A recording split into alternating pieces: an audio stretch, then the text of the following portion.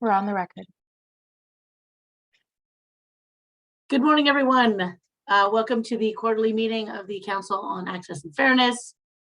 We have some quick housekeeping announcements from the State Bar. Michael? Perfect. Welcome community members, liaisons, and members of the public to the Council on Access and Fairness meeting. Thank you for joining us. We're using Zoom with the goal to foster a more inclusive environment and effective meeting. If you would like to comment during the meeting, please use the raised hand feature. To use the raised hand feature by phone, dial *9 on your phone's dial pad or raise your hand, and the same to lower your hand. Please utilize this tool to virtually indicate that you would like to speak in order to help the chair facilitate the discussion. All legal services, trust fund commissions, and committee meetings will be recorded and posted to the State Bar website. Friendly reminder that this is a video conference and to please be aware of your surroundings behind you. Zoom captioning is available. To enable, select live transcript at the bottom of your Zoom screen and then select enable auto transcription. Tip, for those using Zoom on a computer, when on mute, holding down the spacebar will temporarily unmute. If you use your phone to dial into this meeting, please be sure your computer's microphone is on mute to avoid feedback. While joining audio via computer is highly recommended, if an individual loses audio, they can call in separately using the Zoom conference number. Great, thanks, Michael. So welcome again, everyone, to our COAF meeting today. Elizabeth, would you like to take roll to establish a quorum? Sure, thank you. Judge Kristen Rosie? Here. Heather Anderson? Here. Novella Coleman? Ryan Harrison? Here. Michael Rhodes? Here. Shalak Richards? Angelica Salceda? Here. Stephanie Santoro? Sal Torres? We do have a quorum. And then I just want to acknowledge our liaisons. Is Pamela Enslin present? I don't think I've seen her yet. Lauren Oakley? Here. Olga Diaz? Here. And Judge Dulcich. And we're also joined by General Counsel Raul Duran. Hello. Great. Well, welcome, everyone. Thank you again for taking time out on a Friday to be here. This is the portion of our meeting where we call for public comment. The State Bar does have a new process where you can file written comments. Prior to this, we have not received any written comments for the COAF meeting, but I will at this time ask if anyone wishes to make public comment. As a reminder, public comment is limited to 3 minutes. And I think you can use the raised hand feature if you're not, if you're watching to make a comment. So we have 2 raised hands so far, so I'm going to allow them to unmute. So the first person, Benjamin Cohn. Hello, thank you. I see you have an item on your agenda today for the rules revision initiative on testing accommodations. I have obtained through public records request all the written comments for the 60-day comment period on that initiative, and I would encourage the council to review exactly what's been requested as far as this proposal, which is adverse to disabled applicants, contrary to how it's being pitched by the Office of Admissions. The comments included over 100 people in opposition, and the big theme was about the processing time that's needed to make the rules less adverse and to allow equal opportunity to prepare for the exam for disabled applicants. I encourage those kind of recommendations, to the extent this council gets involved in making recommendations to the Board of Trustees, to mirror the Disability Rights Education and Defense Funds framework, which was ratified not just by disability rights organizations, but by a lot of California judges. You might also watch recent oral argument in the Ninth Circuit, February 15, 20-17316, where Judge Callahan criticized the state bar for not doing well when it comes to accommodating disabled applicants, and noted that it would lose on Title II compliance if it wasn't given sovereign immunity. So for all of those reasons, I encourage you to, when you discuss this agenda item, try to recommend meaningful reforms instead of those downgrades pushed by the Office of Admissions. Thank you. Thank you, Mr. Cohn. And I'm unmuting NC Carlson. Good morning, everybody. Thank you for your service. I want to address item on the calendar 6.1. I'm Nancy Carlson, also a chair for the Consumer Bar, which is public participation and oversight of the state bar since the audits. I don't know necessarily if this is a proper committee, but I'm raising it because it does indicate on it, update on efforts to reform the attorney discipline system. The focus has been in the audit, in the multiple negative audits that happened on the OCTC. Last fall, I testified before the ad hoc committee praising their efforts with respect to do reform in that regard, but also pointed out that the CRU received negative audits, and that's been a problem and an issue. We've got a case that we submitted in July, and all we did is got a confirmation of that the case was there. No communication whatsoever. And I made the point at the ad hoc review, which was principally on the OCTC, but the CRU is part of it. If a client calls the CRU to get instructions, there's nothing available. If you go to the website, there's no instructions about it. When you try and get to the CRU, just to even find out, what is it you need to do? Do we submit the documents from the OCT case? Do you get them from the OCT? That's proved unreliable. I just want your committee to be aware of this, that this is an issue and problem, and it shouldn't be exclusive to the OCTC. It has to include, it has to include the CRU. So that's my public comment for today, and I hope you will take that into consideration and make sure the appropriate people get it. We do review all the rules and recommendations that are coming through the state bar and submit them usually in written form. Today, I just chose to speak about this, so it was contemporaneous and not as organized as I normally am. So thank you very much. Any questions?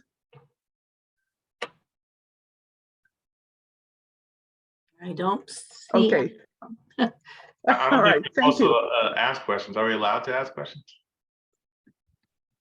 My understanding of public comment is the committee is just receiving the information from the commenter. Okay.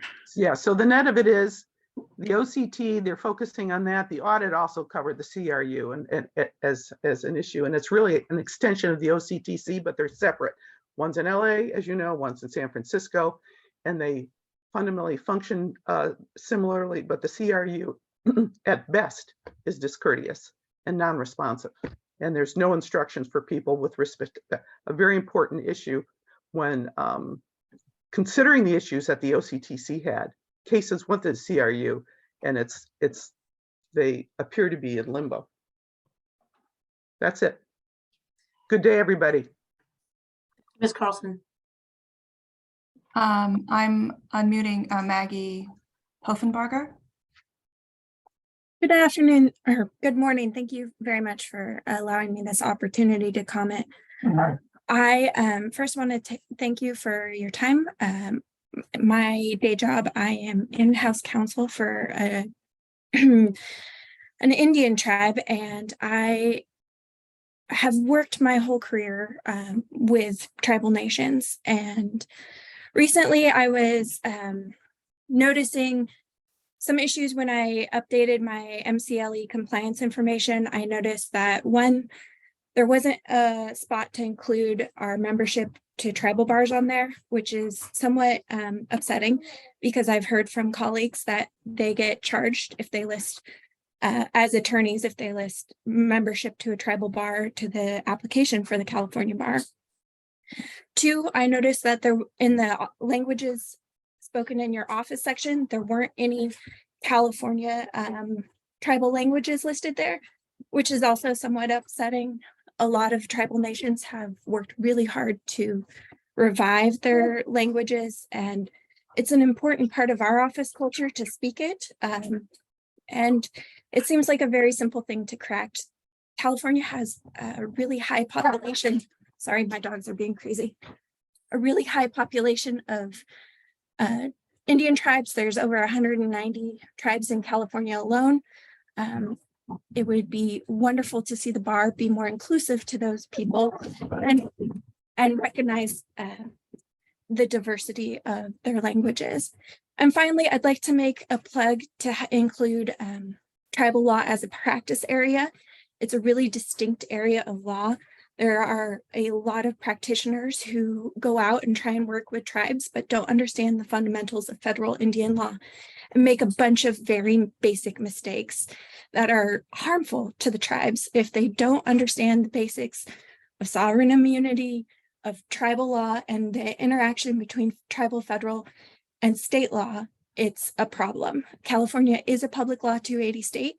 There's a little more nuance than most states when it comes to tribal law and, which state laws even apply to tribes. So I think it's very important that there be a practice area recognizing this so that tribes can secure competent legal counsel. Thank you.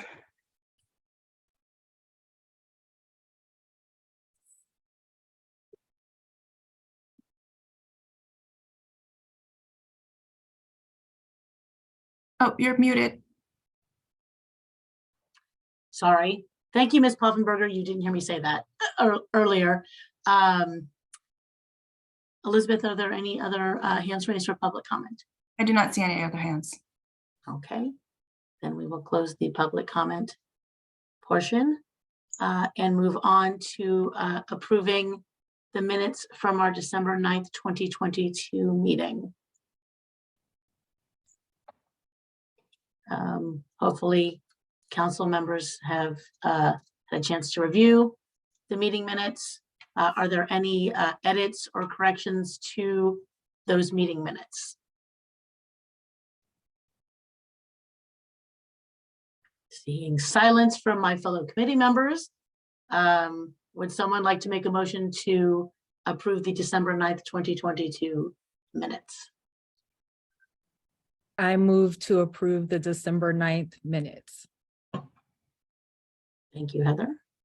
Anyone second? I'll second. Thank you, Michael. Elizabeth, I think we need a vote. Anderson, Yes. Coleman, Harrison, Yes. Rhodes, Yes. Richards, Salceda,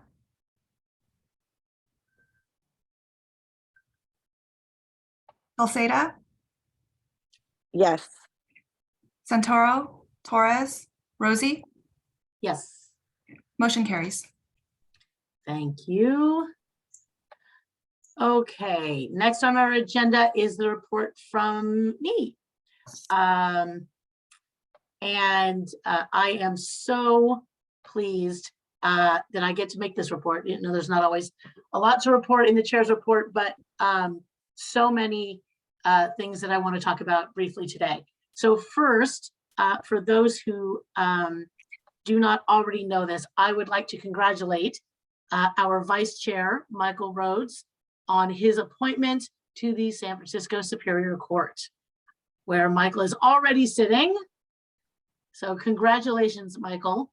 We are so thrilled to have you on the bench.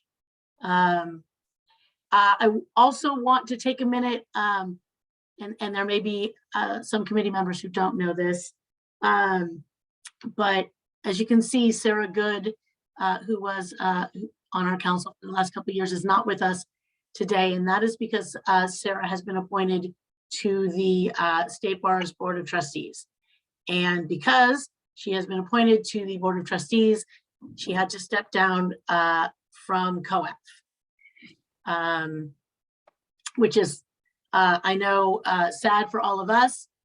Sarah worked very hard on so many COAF initiatives, including, the discipline system and working on accreditation issues. And so we are very sorry to see her go, and are hoping that perhaps she'll be appointed as the Board of Trustees liaison back to COAF so that we can still continue working with her. But I know that you all know that Sarah will continue to be an advocate for COAF, even on the Board of Trustees. So we want to congratulate her on that, even though she is not here to hear that from us. But this is also a really good time for me to remind you that there are rolling applications being accepted for spots on COAF. We now have vacancies on COAF, and many of us are set to roll off of COAF in September. So if you know people in your professional or personal life that would be great for COAF, please encourage them to apply. There is no hard and fast deadline any longer. There used to be, I think, when many of us applied and were put on COAF, there was a hard and fast deadline. Now it's sort of a rolling deadline, but the board does like to announce and place people on committees in their July meeting. So if you know people, please encourage them to get those applications in soon. The sooner the better. Elizabeth is nodding her head. The sooner the better. And you all know people in your lives who would be great. So please, please, please encourage people that that you know and trust to join us. And does anybody have questions about that before we move on? Okay. And last, certainly not least, I want to congratulate Angelica on her 6-week-old daughter, and to thank her for being here today to help us establish quorum, even though she has a lot going on. So Angelica, congratulations on behalf of all of us. And you don't have to unmute to say anything. I think that is everything for my chair report.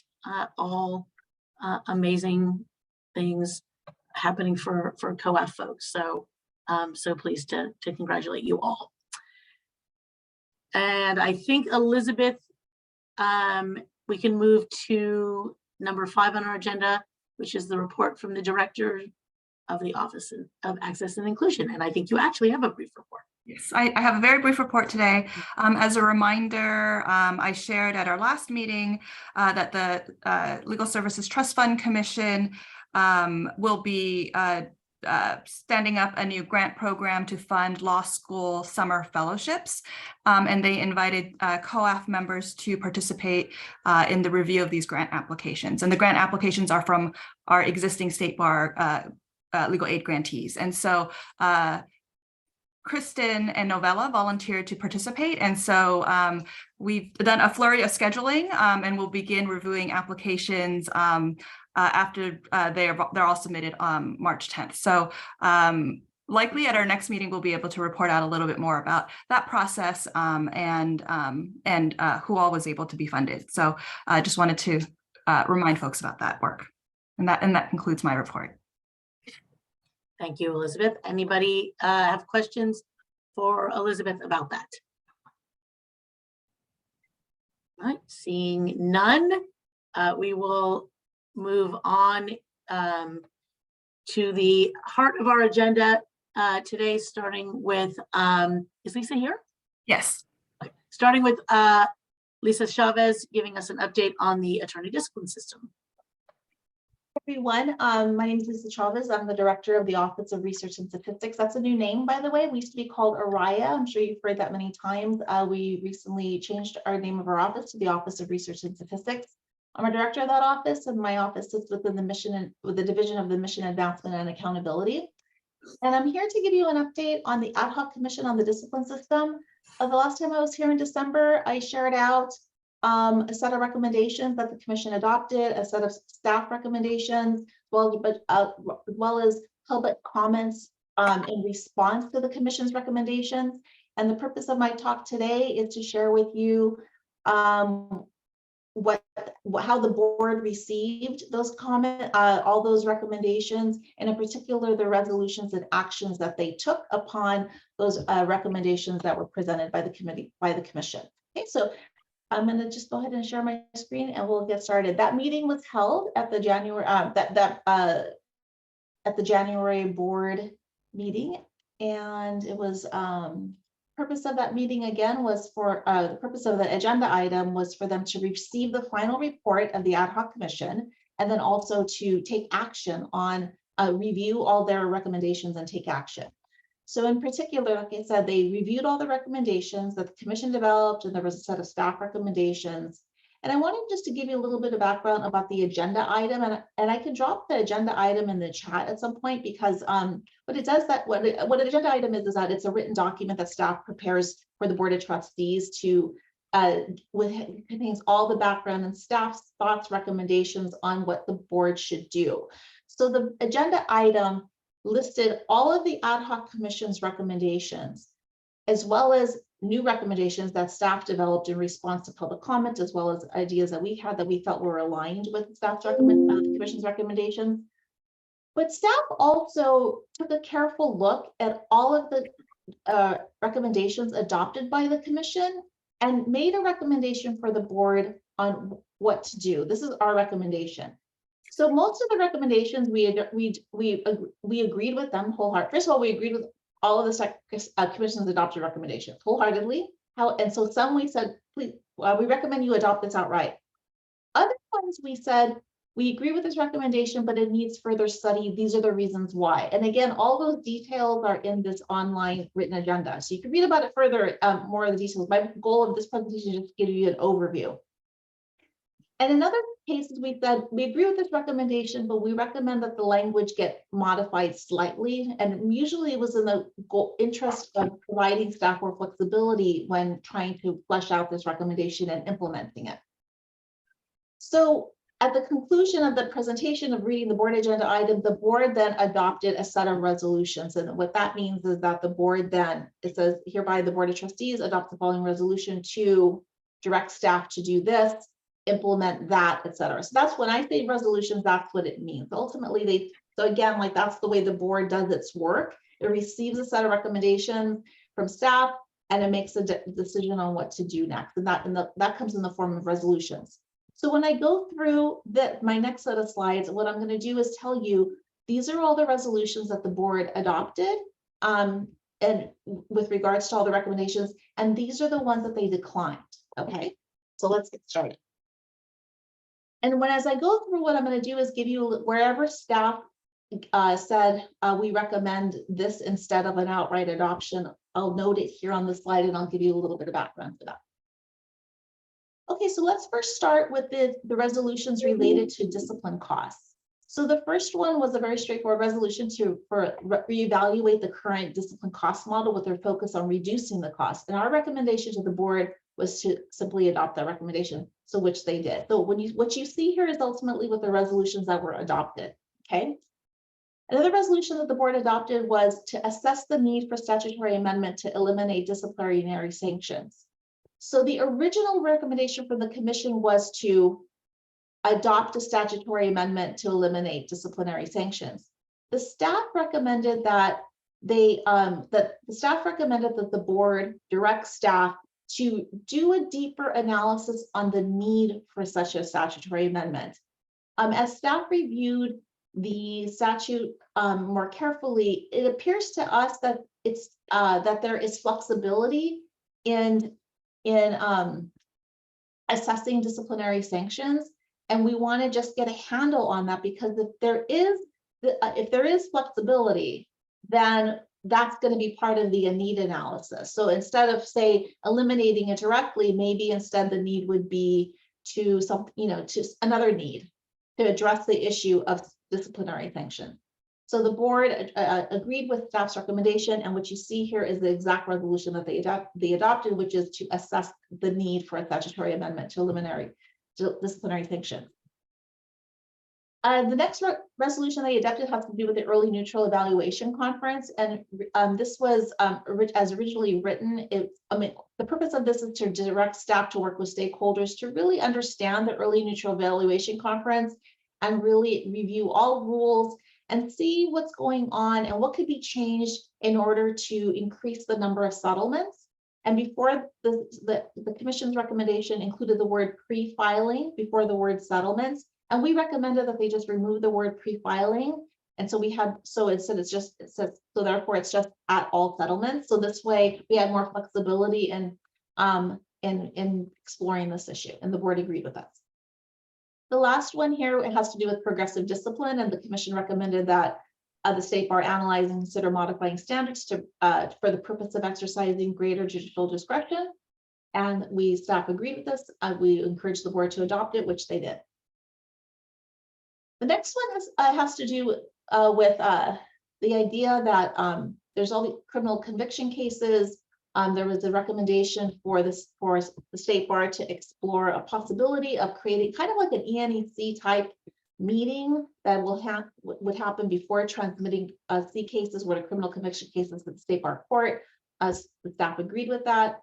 And then the last one has to do with increasing access to the alternative discipline program. It means exploring all rules to really understand what's going on and what could be clarified, improved in order to increase that access. Staff encouraged the board to adopt this recommendation, which they did.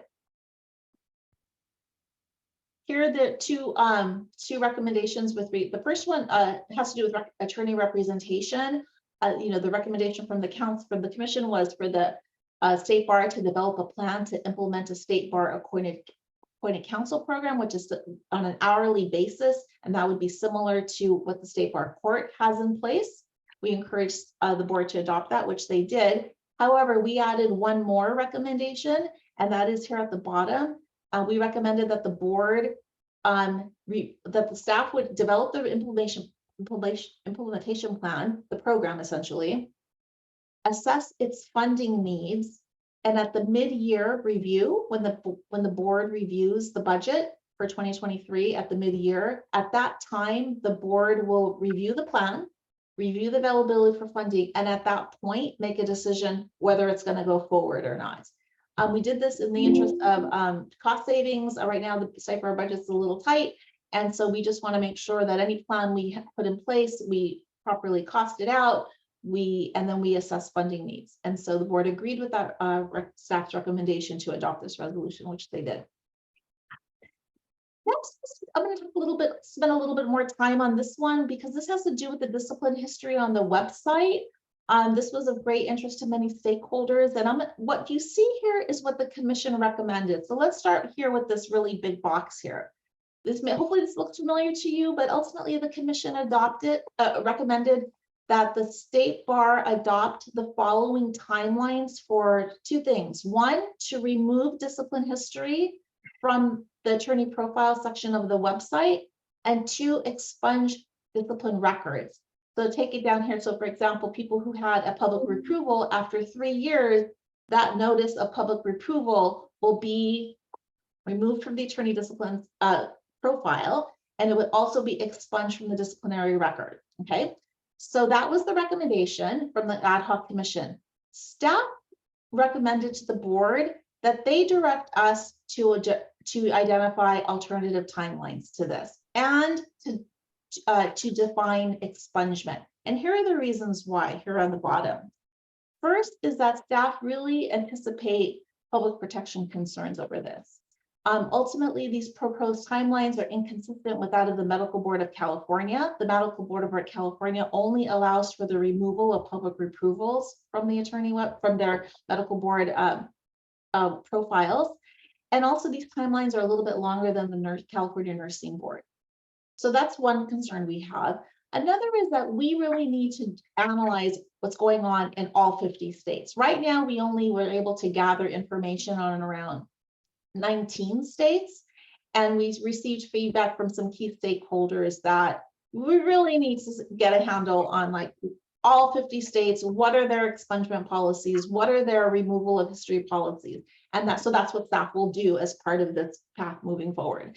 And then finally, with regards to what it means to expunge discipline records, the Ad hoc Commission had shared its ideas on like what that would mean, but we really need to like flesh this out a little bit more. Again, we're going to turn to the criminal justice system in California for inspiration to learn what it means there. And again, if other states expunge discipline records, we're going to learn from that as well. So here's the resolution that was ultimately adopted. The resolution was they direct staff to propose timelines for the removal of discipline from the attorney profile pages that are consistent with the practices of California regulatory agencies and other state attorney licensing agencies. So this is all the research that the staff is going to do,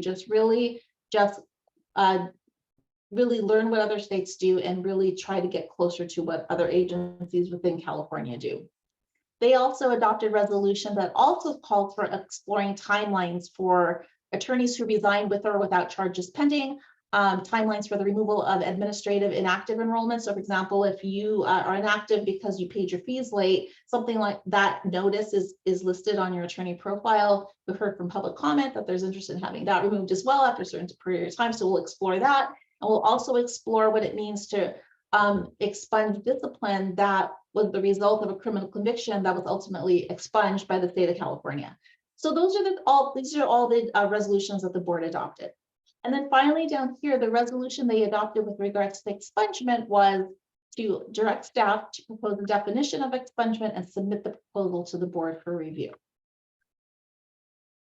Elizabeth, I see a hand from Ryan right now. Do you want to just take this? Elizabeth, would you want me to take Ryan's question now, or maybe you can ask Ryan, you want to wait until I'm done with the entire presentation? Because I'm almost done. It's up to you, Lisa, however you want to handle it. Let me take it right now, Ryan. Thank you. So the suggestion to so this is about the expungement of the scarlet letter on the State Bar website showing an attorney has been disciplined, the process of removing that. So I hear what the recommendation is. It's to define what expungement means and to look at other states and other regulatory agencies. I just would like to register that I kind of have a problem with that. Number one, as attorneys, we're the masters of rules. And so why don't we use the mental abilities we have to come up with a better rule?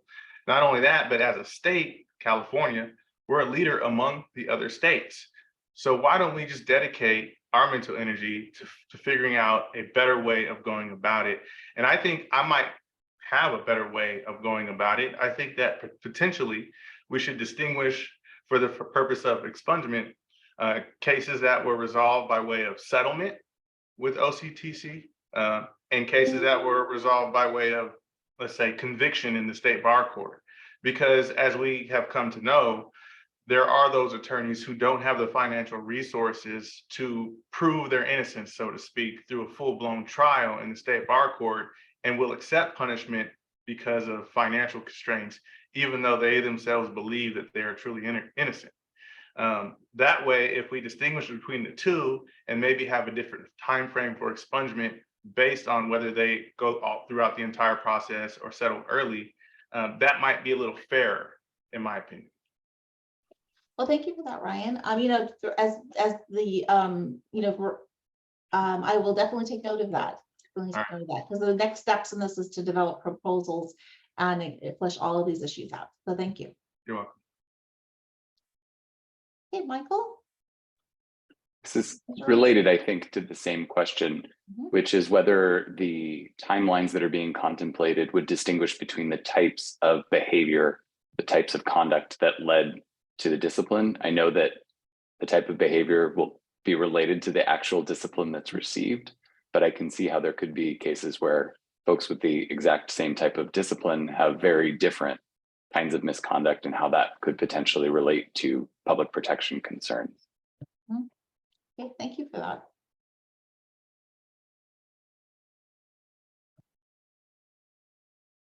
Oh, sorry. And maybe the term of expungement could be included in a negotiated settlement discussion between the attorney and the OCTC.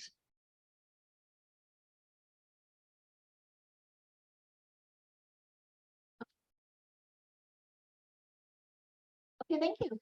Any other questions about this?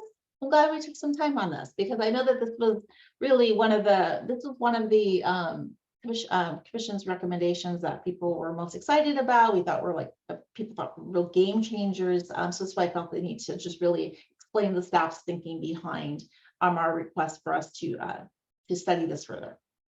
Okay. So let's move on then. Okay, so now I'm going to share with you the recommendations not adopted by the board. Okay. So one recommendation from the commission was to seek a statutory amendment to extend the deadline for the transmittal of C cases, criminal conviction cases, and misdemeanor cases to allow for an early neutral evaluation conference. So the board just asked could they just review this, take this up another time. So that is the plan. We still don't know which meeting it will, whether it will happen in March or the following one, but they just asked we just review this one more time just to consider it. So that's just on hold for now. And then the last one has to do with this addresses some public comment that we received. We had received a suggestion. Why not, if you're concerned about attorneys, people Googling their names, etc., and finding their discipline history very easily, how about you just configure the State Bar website so internet browsers cannot index the attorney profile pages? So we recommended to the board not to adopt this recommendation because as we did more research on this topic, it turns out that, well, first of all, the public commenter said that the medical board website is configured that way. So we talked to the Department of Consumer Affairs that they are the ones that develop and manage the medical board's website function. And they said that they do not configure their website to preclude indexing. They don't do that purposely. They feel that if that's the case, it's not something that they did on purpose. It's probably just part of a broader like security, the way they just built the website. And second, we did hear a lot of concerns that ultimately preventing indexing would raise concerns about public protection and transparency. And then finally, we did our own kind of testing and we started looking up attorneys and Googling their names, and attorney profiles don't come up. So that may have been particular browsers we were using, they just don't come up. So perhaps the State Bar's website is already configured the way we're setting it up is already precluding, that. So anyway, so we recommended that the board do not pursue this proposal and they agreed with us. Okay. So let's talk about now next steps here. So like I said, in January, the Board of Trustees adopted several resolutions, and all of these require proposals. So if you go to this agenda item, it says all of them say direct staff to do this, explore staff to do that, and then it ends with the final resolution that says come back in September with all of these proposals. So from now and from March and through August, staff will start developing these proposals. So what does it mean to develop a proposal? What it means is that for each one of these resolutions, staff will explore do a legal analysis, do an operational analysis, do a fiscal analysis, okay? And what it means to implement this recommendation, implement this proposal. We were also asked by a few board members to really make explicit for each of the resolutions and recommendations to really make that explicit to racial disparities wherever applicable. So some of these recommendations, the commissions were really motivated. They felt that this was a remedy to historical racial disparities. And in some cases, that connection is really kind of a little bit more indirect, but they want to see, in all proposals, please explain how this addresses racial disparities if applicable. So that's the plan also. And then, like I said, shared with you earlier, mid-year, we will review funding for the representation program and develop that plan as well. And we will share that with the board then. And at that point, they will make a decision on whether to move forward. So that's the work for most of this year. And then in September, staff will go back to the board with a proposal, the update on proposal development. So that's my update. Lisa, can I ask you a question? Sure. If I understand the expungement and website issue, the ad hoc commission made a recommendation and the staff went to the board of trustees and made different recommendations. Did any commission members respond to the staff recommendations at the board of trustee level? I mean, I guess I'm asking, did the commission members know? Yes, they did. Yes, they did. So when we posted the agenda item, I believe with 10 days prior to the board of trustees meeting. And before we posted that, we emailed all commissioners to give them a copy of the agenda item that was being posted, explained our reasoning. And to answer your question, no one reached out to staff to express concerns, and no one called into the board of trustees to issue public comment. If anyone reached out personally, one-on-one, I'm not aware of that. Okay. Thank you. That actually exactly answers my question. Thanks, Lisa. Okay. Anybody else have questions for Lisa on her excellent presentation?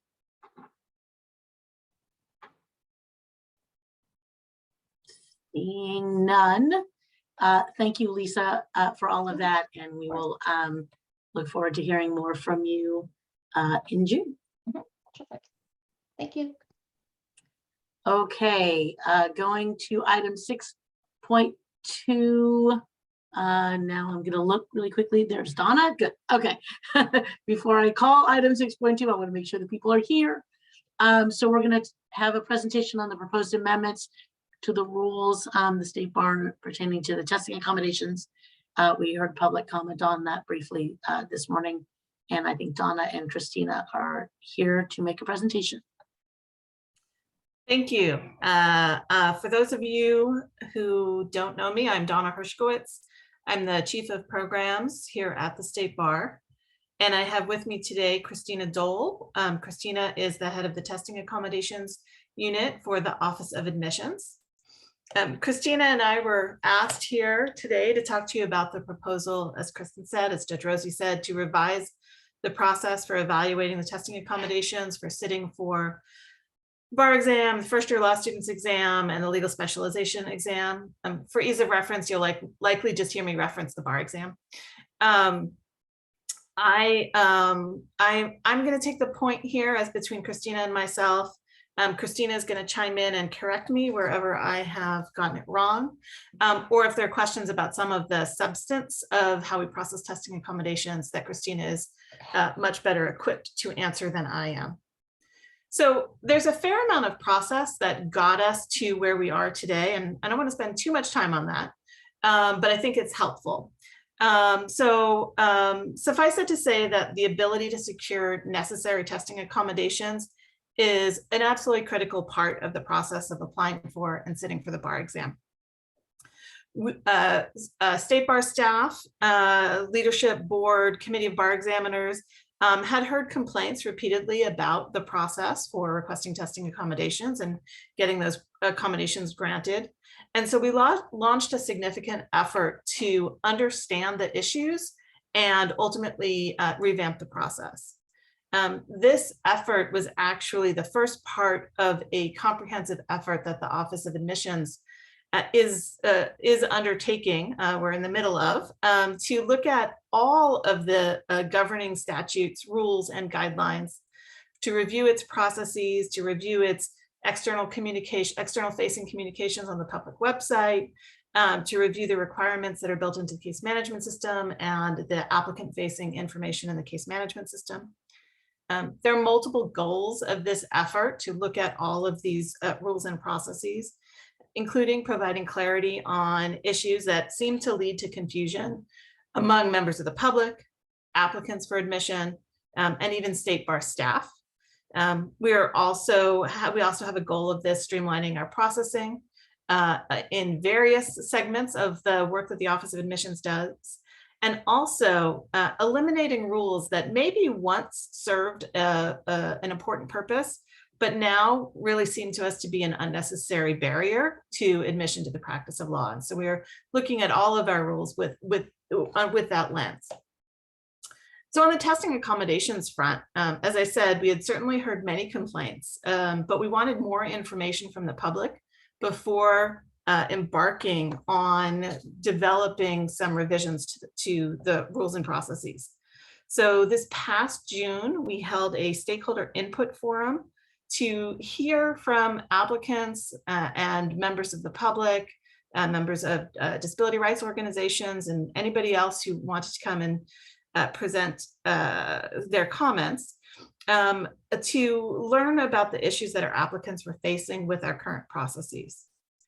There were quite a number of helpful takeaways from that forum, but two comments in particular that resonated with me and that resonated with other staff, and I've mentioned in other settings, including at our Committee of Bar Examiners meetings, were the cost and time that applicants had to go through or felt that they had to go through to demonstrate to the state bar that necessary accommodations should be granted.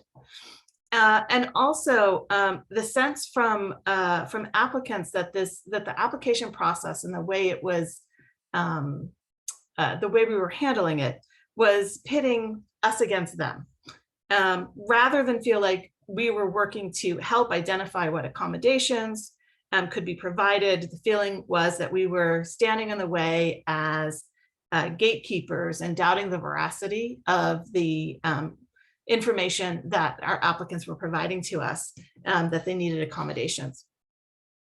So as a result of all of that input, following that forum, we came up with a draft framework for how we might process testing accommodations in the future.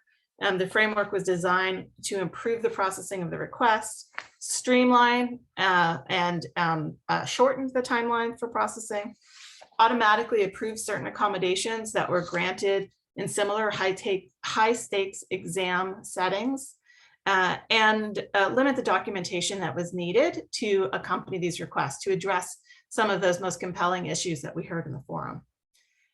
We put this framework to paper, and we held a second stakeholder input forum to seek input on the framework itself. Then this past October, we presented the framework, forms, and proposed rule changes to the Committee of Bar Examiners.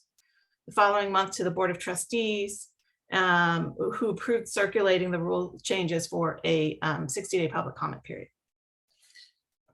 So what does the proposal do? I think that's probably our key issue here. At a high level, the proposal would automatically approve without additional documentation or delay accommodations that were approved for other specifically identified high stakes tests that were approved within the past 5 years for those other high stakes tests. If those previously approved accommodations included testing in a private room or more than time and 1/2 for testing, then the applicant would need to provide documentation to support those particular aspects of the request. The proposal would eliminate most of the existing forms that we currently ask applicants to complete, and specify that applicants need only to submit that documentation that is reasonable, limited, and narrowly tailored to determine an applicant's disability-related functional limitations, how those limitations impact their ability to access the exam on an equal footing with those who don't require accommodations, and how the accommodations the specific accommodations requested address those needs. The rules also propose to change the appeal from the current right to appeal to the Committee of Bar Examiners to instead be an appeal to a testing accommodations expert who had not previously reviewed the applicant's request. And finally, the rules created a framework for continuing oversight of the process by the Committee of Bar Examiners. Since they would no longer be doing the appeals, we wanted to ensure, they certainly wanted to ensure that they had visibility into the process so they could identify if changes were needed. So we put this out for a 60-day public comment period. That public comment period closed 3.5 weeks ago on January 31. We received 109 comments, about 78 of which expressed disagreement with the proposal or parts of it. 14 agree if modified, 15 agree, and 2 expressed some concerns but didn't set forth a specific position. So staff has been busy analyzing comments and evaluating the recommendations evaluating recommendations that staff would make to amend the proposal and the framework in response to the many helpful comments that we received. We're at sort of an interesting place in this process in terms of my being able to present effectively to you all, because next week, staff will be having conversations with a couple of our committee of bar examiner members who are assisting staff most directly on the proposal. We refer to them as our informal working group, a structure that I think you all have adopted in the past for how you do some work in between meetings. And we're going to work with those, with that informal working group to go over the staff thinking on what things we should change in the proposal, how we should be responding to the comments. And ultimately, with that informal working group, we'll be making recommendations for changes to the proposals to the Committee of Bar Examiners at their March 24 meeting. So because we haven't had that conversation yet with the working group members, and certainly haven't presented to the Committee of Bar Examiners as a whole, I don't think it's entirely appropriate for me to air here first what the staff recommendations are that we would be proposing. But what I do want to say is this, based on staff's thinking about amendments that could or should be made to the proposal in light of the comments that we received, I very much anticipate that what we will be bringing to the Committee of Bar Examiners will include a request to circulate for a second public comment period, because there will be, I would imagine there will be sufficient changes to the proposal that went out that would require that we do a second public comment period. And so there will be more opportunity to weigh in, not just for the members of the public, but also for us to have a conversation. I'd be happy to come back to you during the time when it's out for another public comment period to take your feedback so we can make sure to share that feedback with the Committee of Bar Examiners along with the feedback that they get through the formal public comment process. I see I've got a couple of hands up here. So if I may be so bold as to call on, thank you, Judge Rossi, for shaking your head yes. Let me start with Ryan Harrison, who is the first hand raised. Thanks, Donna.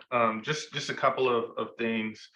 So there was this definition of high stakes tests, right? To me, that sounds ambiguous. I am a little afraid to ask what you guys made that definition out to be, because I know that there is still a lot of moving parts with this.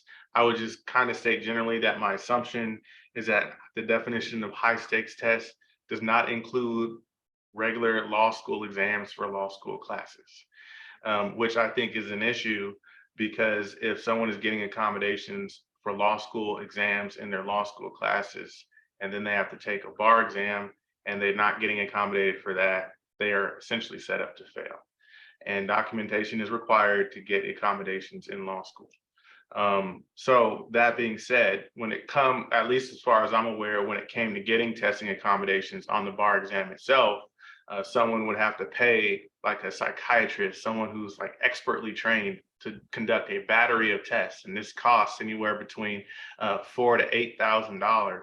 And then this doctor writes a report, a well-written, thorough report, and then that report is then submitted to the state bar for consideration. It's a lot of work, takes a lot of time, it's a very heavy process. And the idea of essentially saying if you've got exam accommodations on a high stakes test before you'll get it on the bar exam, I like that idea. I just don't know what that definition is, and I think that definition needs to be looked at. And also the definition of reasonable documentation too. And again, that takes me back to all the workup that's necessary and how expensive it is. It's going to preclude a lot of people who are economically disadvantaged. So thank you. Yeah, thank you for that, Ryan. And just, I actually just use the shorthand of high stakes testing exams, high stakes testing situations. Right now, we actually lay out sort of the list, and it includes any bar exam in any state, the MPRE, the multi-state professional responsibility exam, and then all of the exams that were included in, that were referenced in a consent decree that was reached in a lawsuit between the Department of Fair Employment and Housing and in California Department of Fair Employment and Housing and the Law School Admissions Council, or LSAC. Those tests include, and I'm going to leave some out, but include the LSAT, the MCAT, the GRE, the DAT, which is a dental school exam, the SAT 1 and 2. I'm too old. I didn't know there was a 1 and 2. The ACT, GED, right? So there's that whole list. But you are correct. It specifically did not include testing accommodations that were granted in a law school setting. That is something that we've received quite a number of comments about, that we should extend that automatic grant of approval to the law school setting.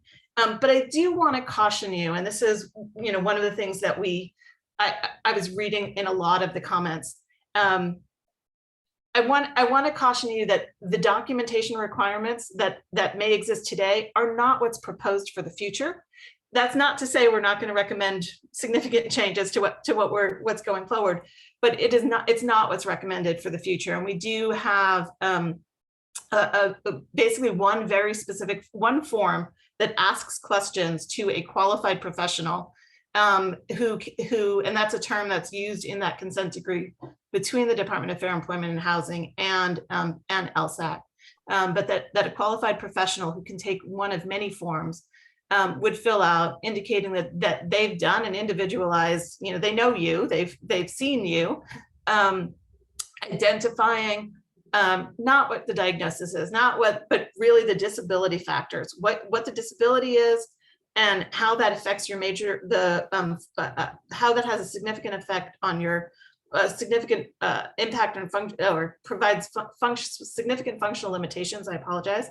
How that relates to a testing environment with the conditions that the bar exam has, right? So if your functional limitation is I have significant issues sitting for more than an hour at a time, and additionally there are significant limitations due to my disability for focusing, if there's noises around, right? Those are all limitations that would absolutely impact you in a bar exam setting, where you're expected to sit for 3.5 hours at a time, where you could be in a room with 500 to 1,400 other people around you, right? So understanding what the limitations are and how the setting of the standard setting for a bar exam would impact that. So we are looking at something very different. And so I do just want to say, like, I don't think that what we are proposing for those scenarios where documentation would still be required is sort of, I need to get a very specific psychiatrist who's going to do a specific battery of tests, who is going to demonstrate that there may have been some requirement or sense of requirement in the past about some of that, and that is sort of the cost of testing, the time of testing. That's exactly the type of thing that I was indicating. I had a strong reaction to when I heard about that in the stakeholder forum, because testing accommodations can't just be for people who have the resources to afford that kind of medical intervention, right? That's not okay. And we need to make sure that whatever rules that we're providing aren't furthering that kind of behavior, because that's just not acceptable. Thank you, Donna. Judge Rosie? Thanks, Donna. Couple of questions for you. First, do you have a sense, I know you mentioned that there's likely going to be a second 60-day comment period. And do you have a sense, I know you're meeting with the full CBE on the 24th of March, when that second public comment period would start. And the reason I ask is because I'm mindful of when COAF meets again and trying to, to get COAF input if it would happen still in that comment period, or if we need to sort of work on that outside. So I would imagine, assuming we bring this to the Committee of Bar Examiners late March, staff recommends changes that would require a follow-up public comment. I would anticipate we would go to the Board of Trustees at their May meeting, which is May 18-19. And at that meeting, request the authority to circulate this for another public comment period. So sometime toward the end of May is when I would imagine, under this scenario, that that new comment period would start. Okay, great. Great. And for COAF members, I think we meet again in early June. Is that right, Elizabeth? So for COAF members who are interested in, and if we want to talk about this further, that will fall directly in the 60-day comment period. So we'll have time to talk about this as a group. If other folks have thoughts other than just Ryan. And the other question I had for you, Donna, and I'm sure that the Committee of Bar Examiners is whatever rules get written and implemented will be flexible enough in the event that there are changes to what the California bar exam looks like in the future, should that happen. Yes, absolutely. That's certainly something that the Committee of Bar Examiners has their finger on the pulse of, and would be taking into consideration. Thank you. Okay.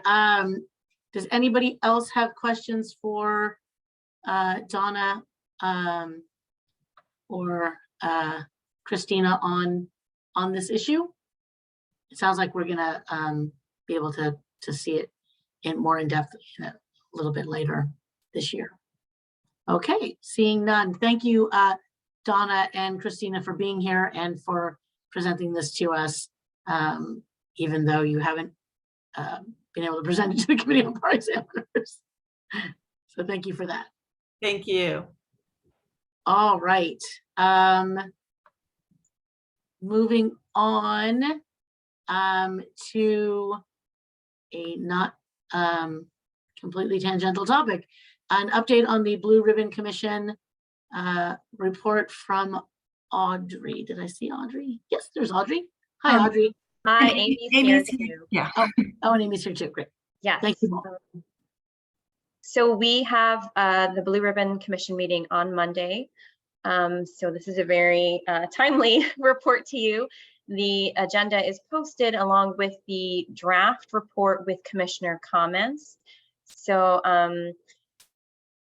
Amy and I have worked on a report that we put out to the commission in advance of posting it so they can include their comments. There are some dissents included as well. And we're going to go through the draft report, including the comments at the meeting on Monday. And then, I don't know, Amy, you want to cover the timeline from there? Sure. Absolutely. So as Audrey noted, that report has been shared, it's been posted. It'll be the central part of our discussion on Monday. And the idea is after this meeting, we would post the report for public comment period before bringing it back to the BRC. So after that public comment period, the report will come back to the BRC for potential modifications. There will be another opportunity for dissent. Then we will edit and modify that report as the BRC approves and submit that to the Board of Trustees. The intent is, or the goal is to get this to the May meeting for the Board of Trustees before sending that report to the Supreme Court for consideration.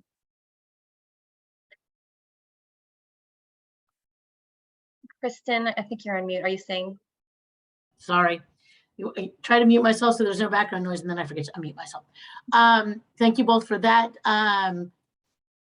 Comments or questions from COAF members?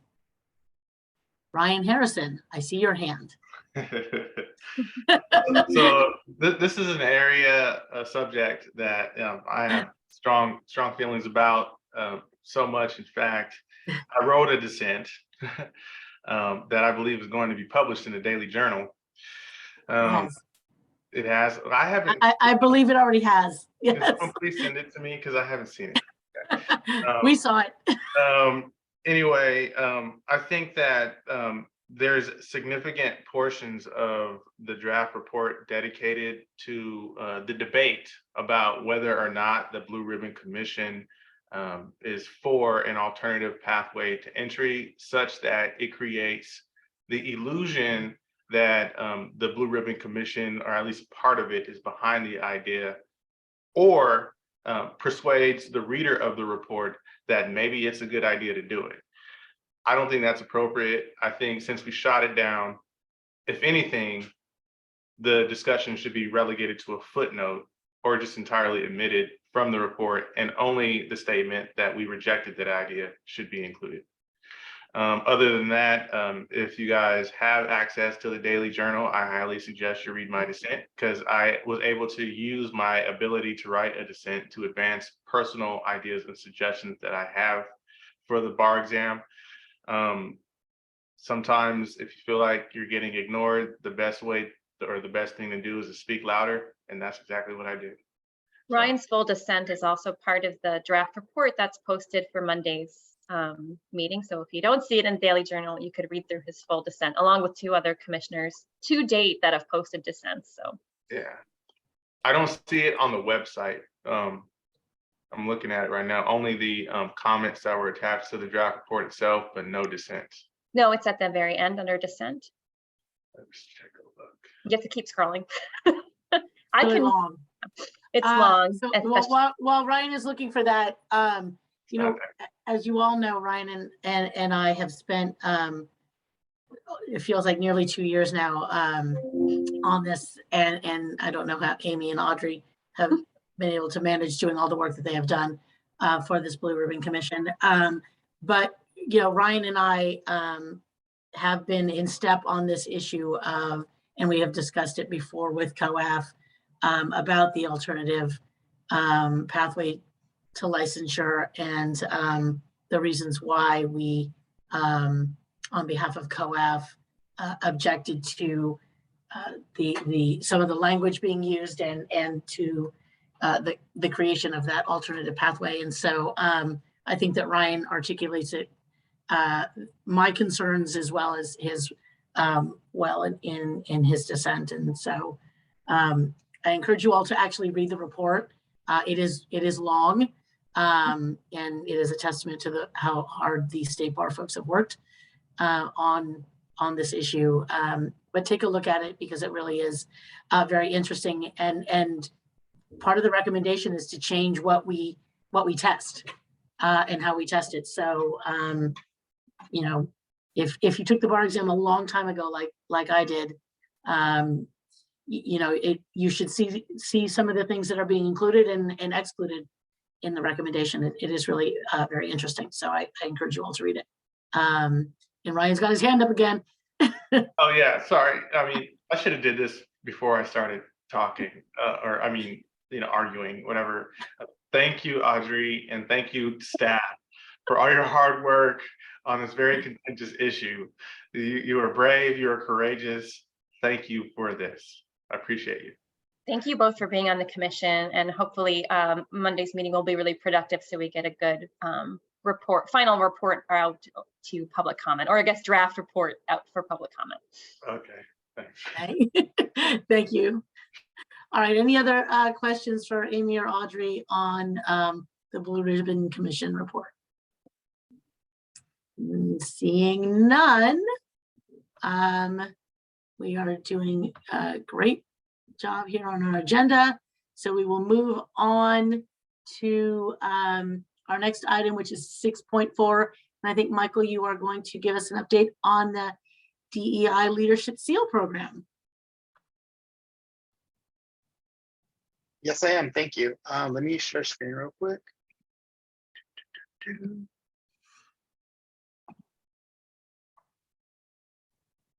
I don't know why it's not doing presenter mode. There we go. Can you all see that okay? Yes. Perfect. All right. Yeah, so I'm going to be going over just updates on the leadership seal. So as you all know, the State Bar launched the DEI Leadership Seal on January 12th, 2023. We did have a press release, and we do currently have some social media campaigns to increase the awareness. We're also kind of posting on LinkedIn on the benefits of our new leadership seal program. There's also been 2 articles that were written, one in the Recorder and the other one was the Daily Journal. Currently, we have received several emails expressing interest from several different firms, and staff has outreach via email to firms who expressed interest before we actually launched. So we had a listing that we sent them just a follow-up email just to see how where they were at and if they needed assistance. And we also sent out a blast to attendees of the Diversity Summit that happened back in October. We've also had meetings with different stakeholders, and we're planning to schedule webinars with these stakeholders to continue increasing the awareness. We also have had a few firms who have submitted their application and have committed to implementing the action items. So the next steps that we have is that we want to continue to engage stakeholders. We're thinking about possibly creating some type of video for early adopters that would highlight the benefits of why they chose to participate in the program, what the process was to get certified or to get to commit or actually get the seal, and what kind of impact it's created for them. We will continue to track and monitor our outreach efforts, application statuses, and fine-tune the application for efficiency. We're currently thinking about or looking into possibly moving the application to DocuSign, which will provide us with hopefully some reporting mechanisms that we'll be able to analyze later. And we are currently working with our communications team to create a website to showcase committed firms. So what I'm asking today of COAF is, we're looking to see if we have any additional early adopters who, maybe your firms may want to participate so that we can start highlighting the program. So if you have any takers, we're here. Elizabeth and I definitely will be here to provide any, assistance if needed. But yeah, that's pretty much my update. Any questions? I would just add, and I just want to acknowledge Ryan's firm. He's let us know that they're working towards an application process.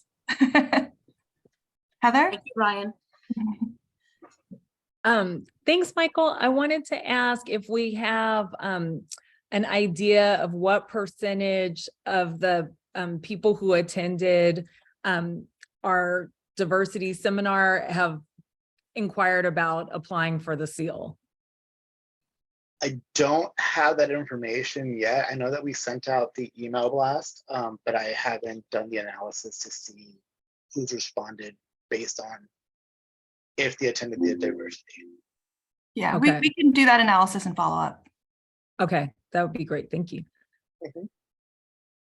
And on record, we'll continue to commit to driving people to apply to the best of my ability.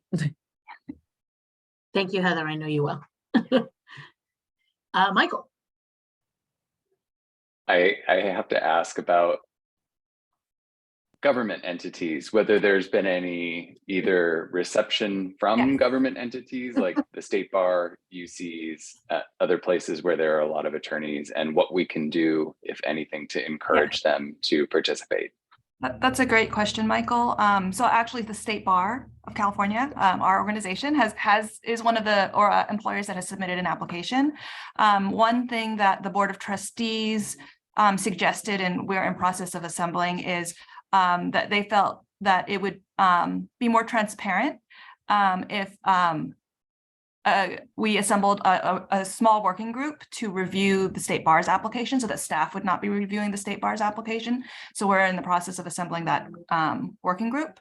And then we have had individual or various government agencies reach out to ask if others have applied, and commenting that the materials, our resource guide and our calls to action documents have been really helpful for them in thinking through DEI in their workplaces. So we are hopeful that government agencies will also be participating.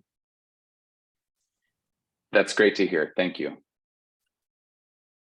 Okay, anyone else have a question for Michael or Elizabeth on this?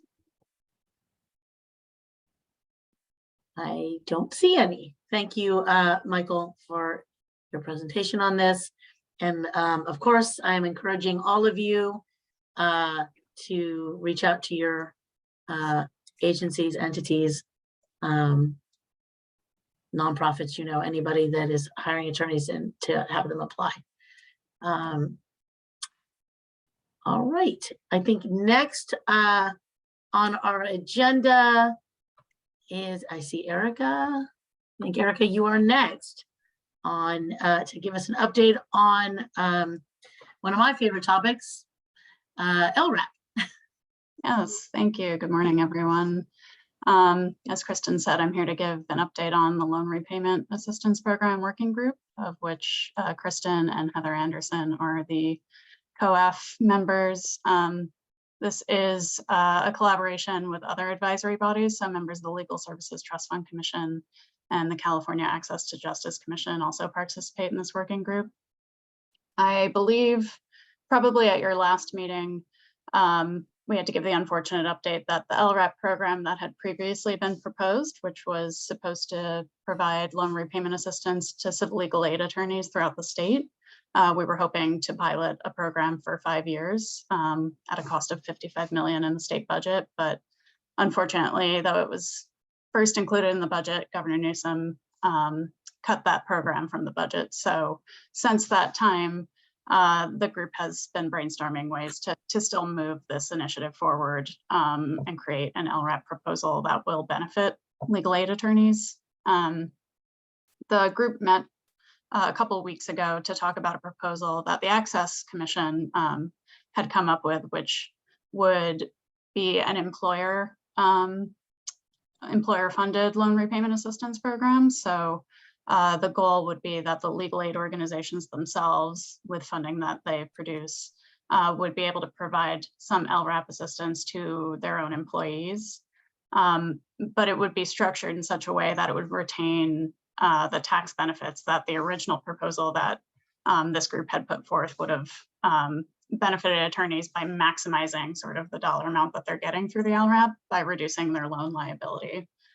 So the proposal is to have employers fund the LRAP, but retaining those tax exempt benefits by having another organization, either a government agency or a nonprofit organization, sort of run that program. So employers would give funds to the administrator, and then the way it's structured, they would disperse funds to make it tax exempt. The group met, provided some feedback, asked some questions about this proposal. It's kind of in its early stages, as I understand it. So the Access Commission will be advocating with employers to generate interest, give them trainings on what this program would look like.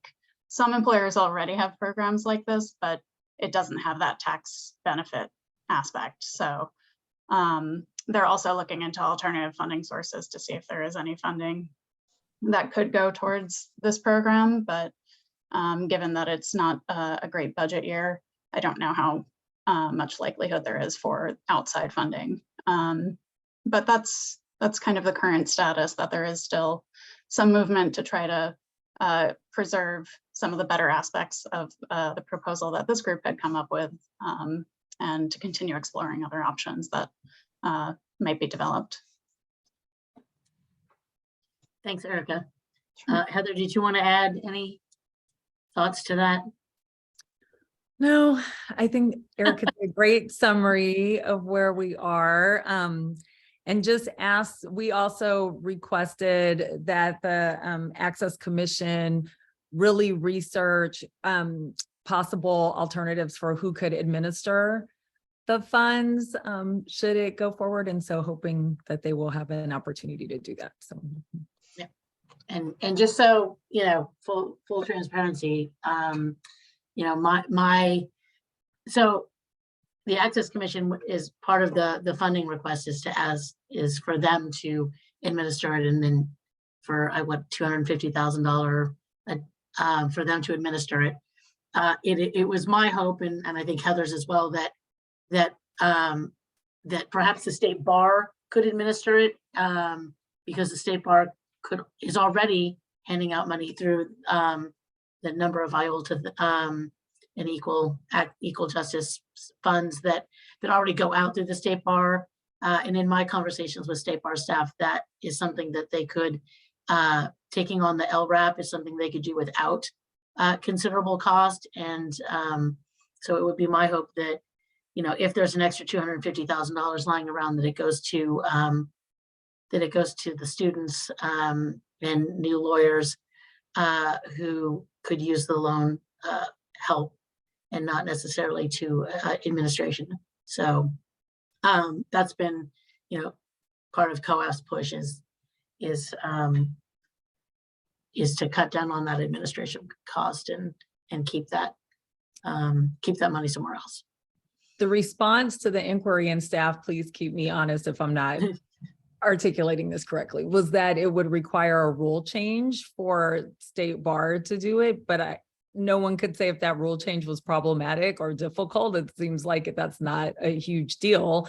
And to your point, Judge Rosie, if that would allow, you know, more money to be in the actual fund and less towards administrative costs, then that seems like a simple low-hanging fruit fix that we could, you know, so we hope that they will take a look into how easy that could occur. So.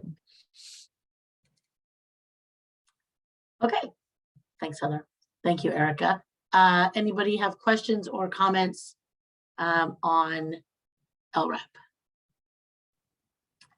All right, seeing none. Thank you, Erica, for that.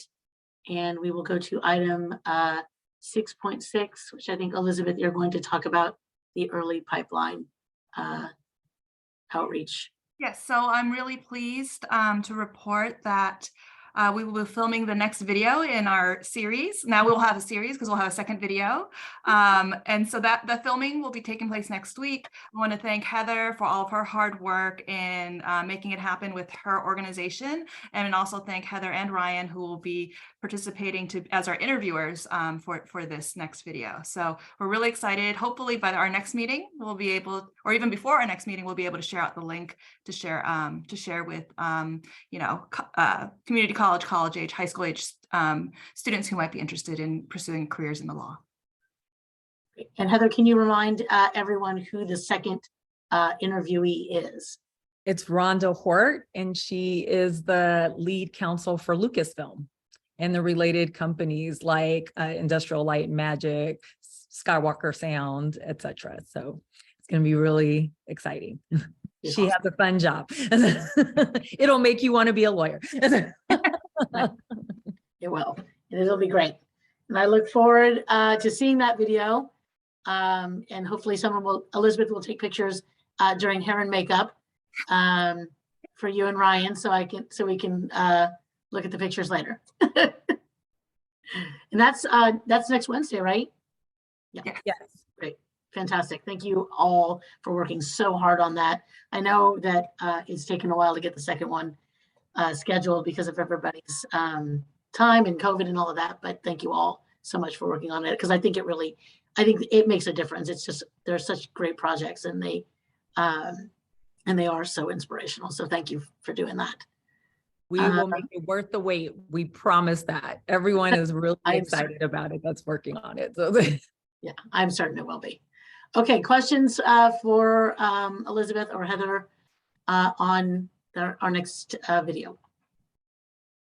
All right, seeing none, we will go to item 6.7, which is Ryan's going to give us an update on the imposter syndrome resources. Yes. Okay. Sorry. I just scheduled a haircut so I could make sure I look good for the video. All right. So we had our I think it was our second working group meeting for the imposter syndrome project. And we've talked about this project a couple of times. We're going to have a site on the State Bar website, like a page where we provide resources and a video to encourage folks who are going through it, as well as other types of like a toolkit for people to follow, for law firms, for bosses at companies to follow, to help ensure that employees who may be going through this bout of self-doubt can be shepherded through it. And also a recommendation that, hey, you might want to go see a healthcare professional if you're going through this type of situation. We're still in the beginning stages. We are narrowing down the type of resources we're going to put on the page, whether they're going to be esoteric academic articles, unlikely, or more general articles that have been peer reviewed, explaining what imposter syndrome is and things of that sort. We're going to be narrowing down that list and starting to really etch out what this toolkit is going to look like, and who are we going to interview or post videos about to provide a level of encouragement and mentorship for people going through imposter syndrome. That's all I got. Anyone have any questions for me? I would just add that the goal is to get these resources up by June. So we have an ambitious timeline, but I think the working group, Ryan, Shalak, Stephanie, are up to the task.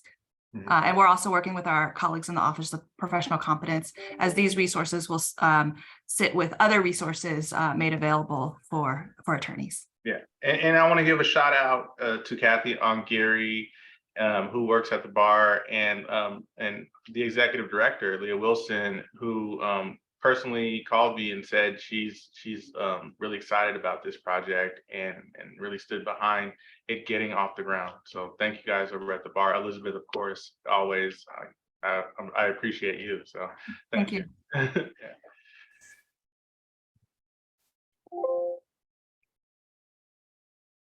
Thank you, Ryan. I know that this is a labor of love for you, and I really appreciate you putting in the time and effort on this, as well as Shalak and Stephanie. Okay, we are going to go now to item 6.8, which is an update on our implicit bias MCLE module. And is Colleen here? There's Colleen. Yes. Hello. My colleague, Erica, is going to be assisting with the slides today. Good morning, everyone. My name is Colleen Cito. I am a program analyst with the Office of Access and Inclusion. We would like to provide an update on the Implicit Bias Online MCLE module today. Erica, Carol, and I are staff overseeing the online course usage. And the working group members are Novella Coleman and Angelica Salceda. As a reminder, as a part of the MCLE rule changes that went into effect on January 1, 2022, creating an implicit bias subtopic, we developed Disrupting Implicit Bias as a 1-hour elective course with 4 modules, which launched February of 2022. A little over 12,000 participants completed the online course in the first year of availability. More than 38% of completions occurred in January 2023. This was expected as the MCLE reporting deadline was January 31. The overall percentage that reported the course met expectations was 80%. The working group, we met a few weeks ago to discuss and brainstorm ideas on 2 topics. We reviewed some of the narrative feedback from the existing course, where learners provided additional comments regarding the current course and suggestions for future course topics. The first discussion topic is how to improve the current course. One suggestion is to make the online experience more interactive by building in questions that encourage people to reflect on their own experiences improve upon their own firm's policies. Another suggestion is to include survey questions about their level of familiarity. The last suggestion is create another program module that is appropriate to more intermediate advanced learners. Our second discussion topic is featured course topics. And the first suggestion that came up was a course on microaggression. How do we bridge, how to bridge that gap from concept to application? Another suggestion, a course on implicit associations. How does your brain make different shortcuts, and what are the impacts of that? The last suggestion was to leverage the State Bar Diversity Report Card. There is a lot of legal profession turnover. Why are some more folks impacted and leaving? Are there ways to address that? The working group, we're planning on meeting again in a few months. And this concludes our updates. Thank you, and please let us know if you have any questions. Okay. Thanks, Colleen and Erica. Any questions on this? Heather. Thank you so much, Colleen and Erica. I wanted to know, have we thought about other ways to advertise it and provide it aside from just on the State Bar website? For instance, from an advertising standpoint, making sure that a link to it is in some of the diversity bar, newsletters that go out, so that people just are more aware of it than when they come to the State Bar website to pay their fees, et cetera. And then is there a way to offer it as to be integrated into PLI, which I know a lot of firms and companies pay for and provide for their attorneys to, leverage for MCLE. And if it was searchable within their database as a offered course, then we might see even more lift of use. And I don't know what would be entailed in doing that, but I wonder if we can inquire about that. So if I may. Yes. Colleen. So we do have a working relationship with PLI, so that's just definitely something we can ask of them to see how they may be able to integrate it into their platform, or even direct folks to it, especially California attorneys.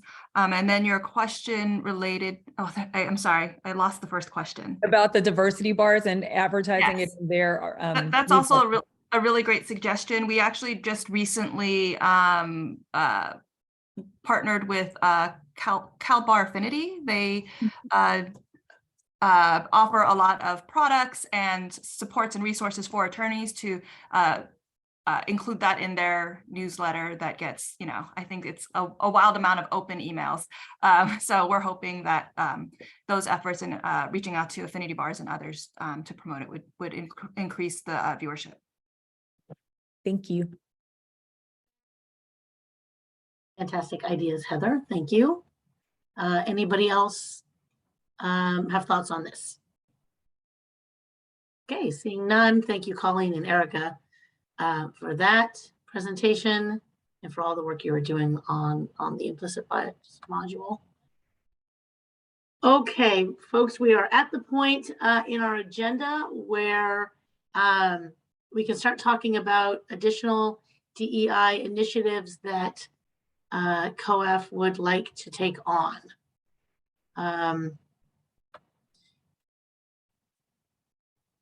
Does it make sense for us to start looking at our work plan?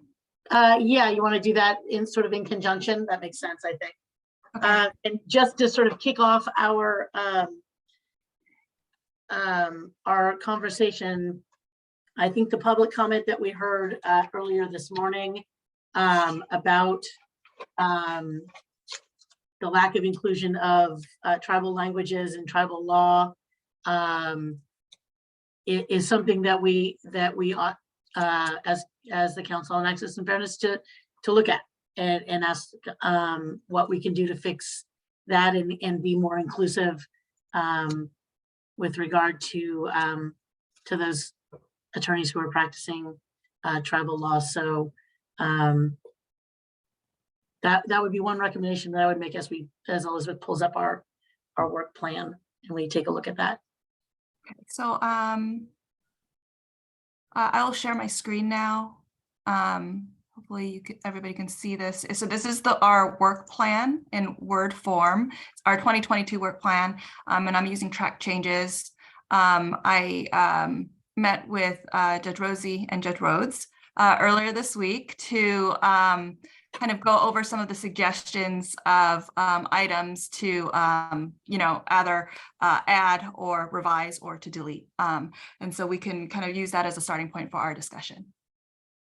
So this is the charge. And I think when we developed this just a few years ago, I feel like it's still really relevant. So I don't think there's any recommendations to change anything here.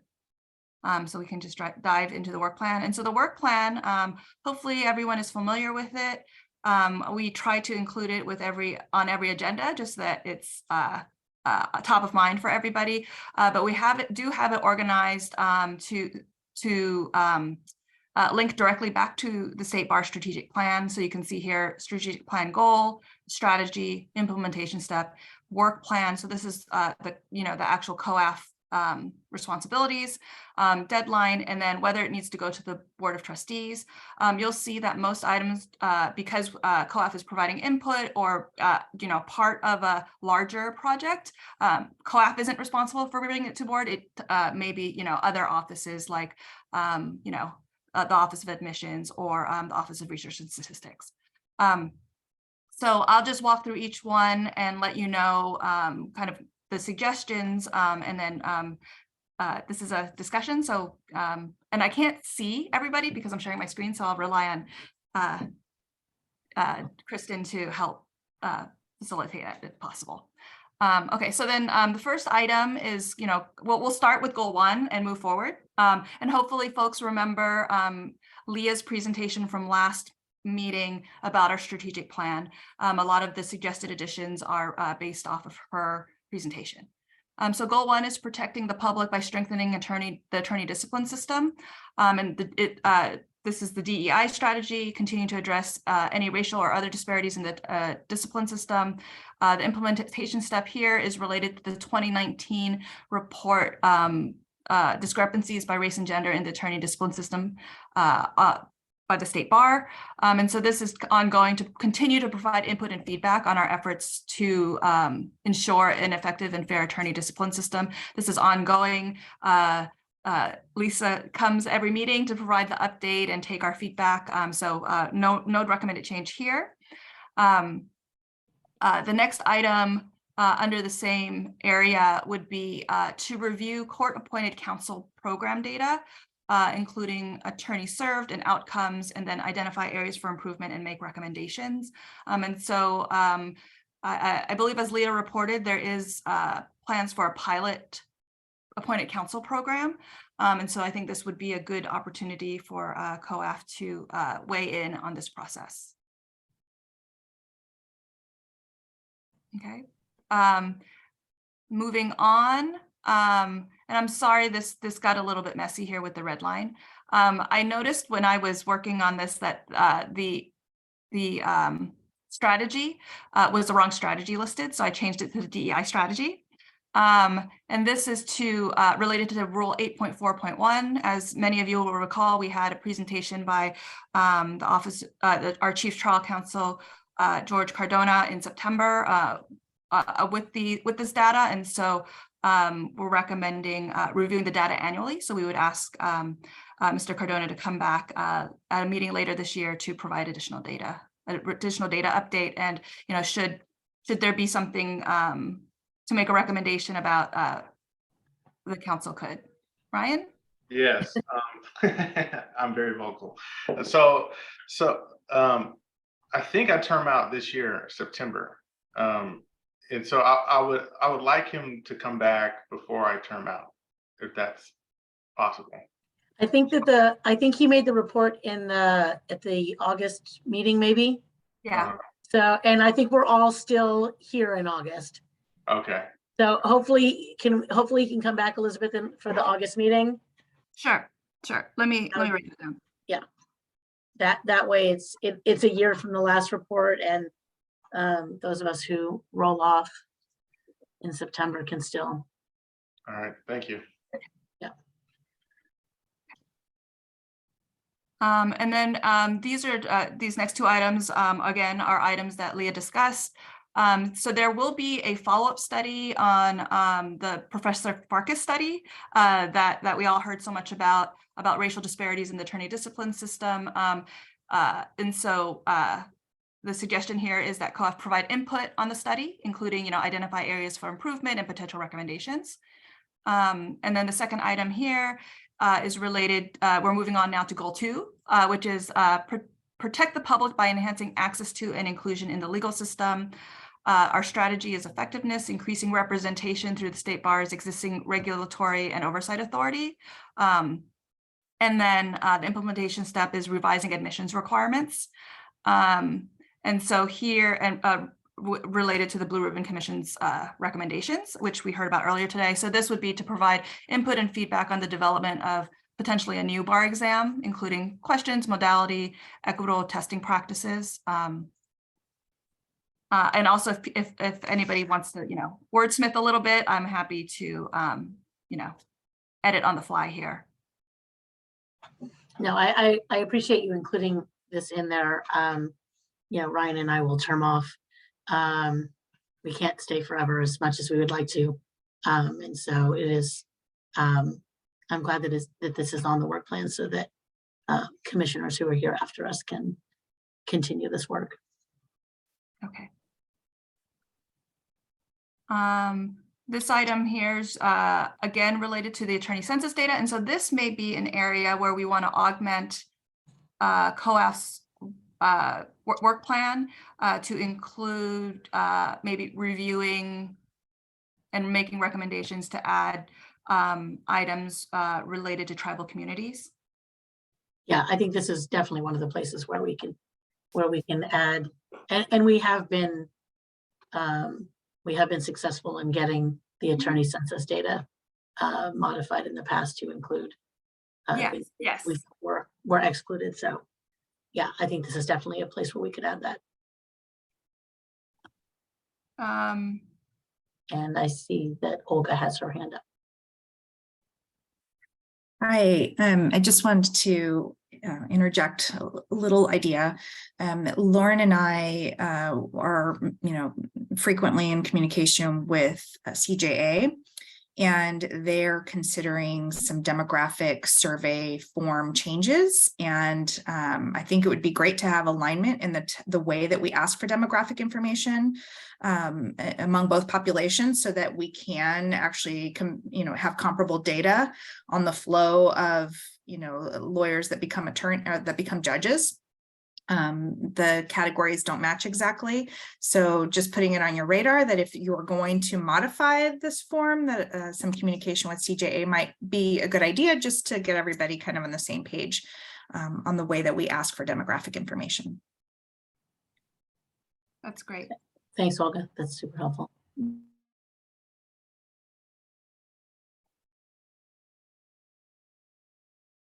Michael? So I have to speak up because Olga has hit something that I've been talking about for a while, and I really appreciate you raising that, Olga. The other agency, I suppose, that would be helpful to align with is the governor's office in terms of their reporting data as it relates to judicial appointments, which I don't think is always entirely consistent, I'll say, with some of the other things. So yes, if we can have consistency across the board, certainly it would make things better for everyone, I believe.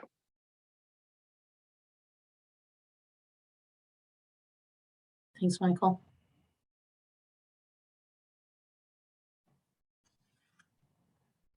Sorry, I'm just making a note of what Michael just said. Okay. Does anybody have any thoughts about just what I drafted here? Review attorney census survey and make recommendations to include collection of data related to tribal communities. Is that? Is that okay? Or and including Yeah, do we ask for languages spoken on the census? I do not know off the top of my head. I don't want to say, remember. I want to say that that may not be asked in the attorney census. It may just be asked in my state bar profile, which is different. Right. So yeah, so since this is with regard to the census, then yeah, let's be consistent with this in the census. But yeah, if the state bar profile is asking that question, then we ought to be able, there ought to be, you know, I mean, there are 190 tribes, but there's got to be a way to at least put in, even if there's just a box that says tribal language and you add what it is in. So I've added in looking at my state bar profile and the attorney census. Is that good? Okay. It's fine unless you think you need to have a separate line for state bar profile or separate. I think those two things can be done together. Okay. Okay. So we'll aim to get that done this year. Yes. Oh. Heather, yes, Heather. For the identification of practicing tribal law, does that need to be inserted somewhere in the fee payment flow? My recollection is when you're paying your fees, you can also opt into practice area specialties, right? And is that just a place that we need to look at and see if we need to identify tribal law there too? It's more of a question than a request, but that I'm not sure. I'm more familiar with what's in our attorney census than what is collected in my state bar profile, so I can check with my colleagues. But I think everything that our public commenter brought up is in my state bar profile. So we can look into that and clarify where it is in that process. Where that data is collected in the process. Okay, thank you. Are you still seeing my screen? Mm-hmm. Okay. Yes. Thank you. Okay. Okay. Are there any other comments on this topic? Okay. So then our next item here is recommend specific rules, terms, or language, develop a state bar rule to codify diversity and inclusion principles in bar exam development. I recommend that we delete this because this work is complete with adoption of the guiding principles in examination development to minimize potential bias in the bar exam questions. And so that, as you recall, the Board of Trustees adopted last March, and I believe they used those guidelines for the question development for the February exam. So the exam that actually just happened this week, I think. And so I recommend deleting this item here, but adding to a related item right below it. So I'm going to just scroll down to talk about that related item. So last year, we also included recommending to the Office of Admissions review of and comparing the bar exam questions to gauge the impact of using the guidelines. And so I'm just adding to, reviewing data to identify issues and make recommendations to the Office of Admissions as appropriate. Heather? So similar to Ryan, I would like to request and tied to this particular revision that if they have an opportunity to come to the August meeting and give us an update on, I know it's early, but if there's any way to tell us what they think the impact has been so far, I'd love to hear that before my term ends. So. Of course.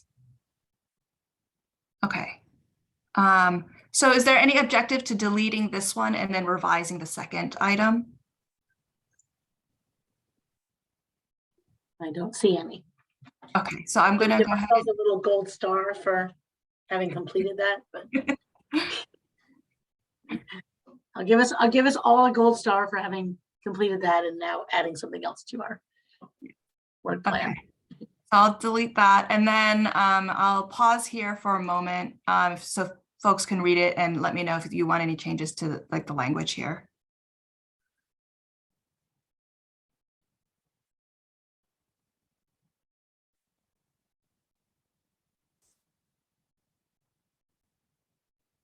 Any revisions or edits?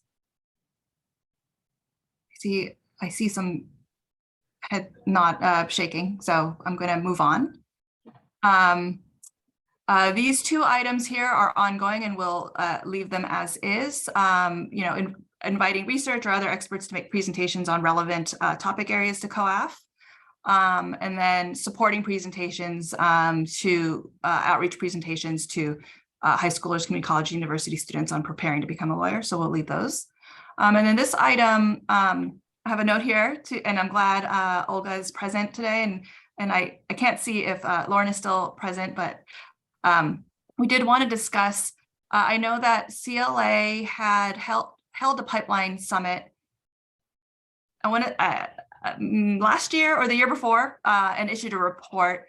And so, wanted to check in to see if CLA is planning to hold another summit, if CLA would be open to, developing that or partnering on that with COAF.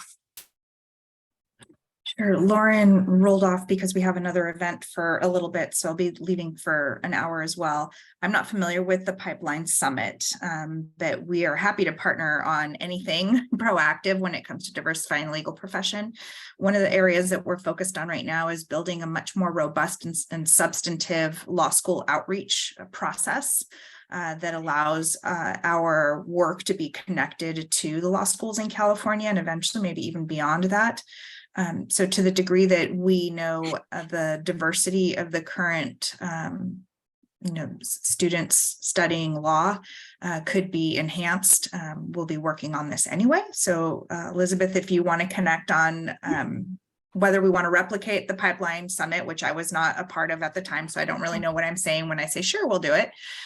Or we want to create something that's maybe, more relevant to how we get students through the pipeline. A lot of what you've shared today, I find it interesting. CLA has almost parallel efforts in development, whether it's paying off debt for law students or having fellowships. Like we do a lot of the same things. And, as a new CLA member, sometimes I wonder why we're duplicating our work instead of filling like totally different gaps. So this would be a nice thing maybe to explore at a future COAF meeting, like who should be leading what instead of competing with each other and kind of spinning our wheels trying to do the same thing with smaller pots of money instead of consolidating the resources to have a more robust effort. So I'm just going to plant the seed that, we're doing a lot of the same things that I'm hearing about that the state bar is doing. I don't know if that's a secret or not, but it sure feels like we should talk about it. Yeah, and I think I actually think a lot of the initiatives are complementary to each other and not in competition, but we can definitely talk more about that. I do find there's a lot of ongoing confusion about the difference between the Lawyers Association and the State Bar, and it hasn't been enough years maybe for that distinction to be very clear to folks. That's why I think it is a duplication, but we can have a follow-up meeting about how we try better to distinguish that, because it makes sense to us. We're knee deep in it every day, but to the person who's not paying that same level of attention, it doesn't make sense. Sure. I just wanted to say something, because every time I get a chance, I always mention this program. The legislature funded $4.5 million to what is now UC Law San Francisco for this California Scholars Program, Olga. And the way it works is if you graduated from a California high school and then you go to either an HBCU or the American College of Armenia or something, and that you can qualify for full free tuition and room and board at UC Law San Francisco for all 3 years. Wow. It's a special program. So not very many people know about it. So. I didn't know about it. Yeah. Heather Anderson, did you know about it? Okay. No. Just thinking long term. People with kids. Exactly. People with kids, just thinking long term. Oh, thanks, Brian. I didn't know about that. And maybe Elizabeth, we could chat with Lauren and Michael and I, and chat with Lauren and Olga about, you know, just to make sure that we're running, you know, we're running programs that make sense for everybody, and that makes sense. Great. Okay, so just so moving on. So we're continuing to develop the outreach video series, just changing the date here. And then our Be a Lawyer, Make a Difference brochure. I actually looked at it recently, and I was telling Judge Kristen that it holds up really well. And it's one of the first projects that she worked on. So, continue to distribute and publicize that. Moving on to kind of the focus on law schools now, participating. Oh, sorry, Heather, you have a hand raised? Yes, before we move on, at this point, should we talk about the next video in the series? Should we start thinking about who we would want to identify for that? Or do we plan to continue to have videos in the series? I think, well, I won't speak for the camera. Go ahead. Sorry. I think we should. I think we should too. And as we see, they take a while to come to fruition. Right. So we should probably at least be brainstorming and identifying a list of potential people that we think could be a great next one, so that we can start the outreach process. Thanks for bringing that up, Heather. We do have a working group. So I can assemble the working group to have a brainstorming session. Okay. And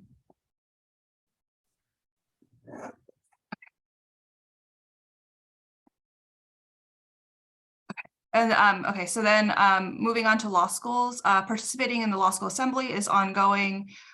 Collecting demographic information for the California accredited and registered schools and reviewing that data, that is ongoing. I anticipate we will receive a report on that later this year. As many of you know, we've just completed a 3-year phased-in approach to collecting more robust demographic data from the California accredited schools and registered schools. And so that analysis is happening now. And so we should have a report later this year, along with our law schools retention study. Along that same line, we're looking at tracking law school attrition data for our ABA schools. So that I think that we'll have a report with all of that information later this year.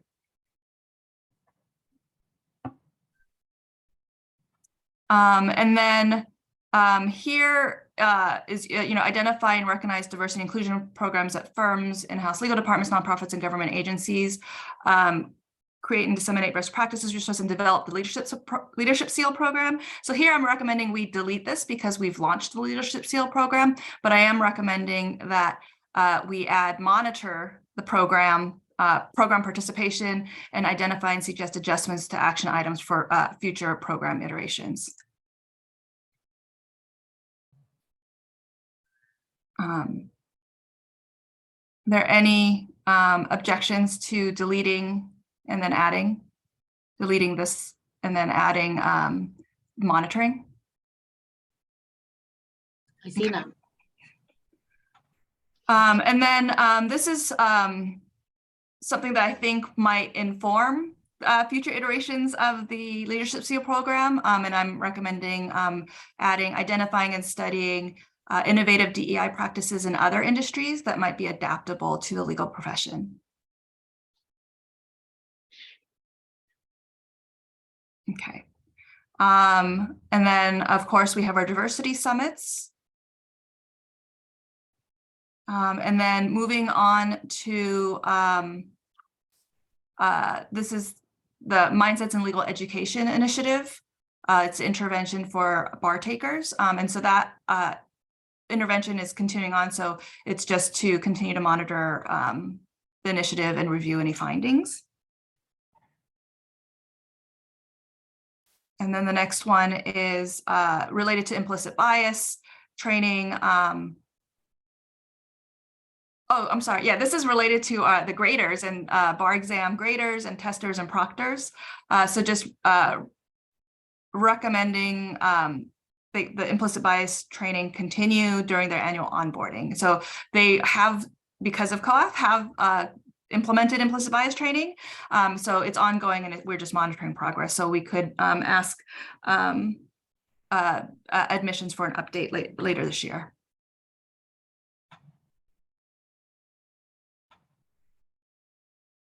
And this item is related to, again, to working with our Office of Admissions to broaden the outreach for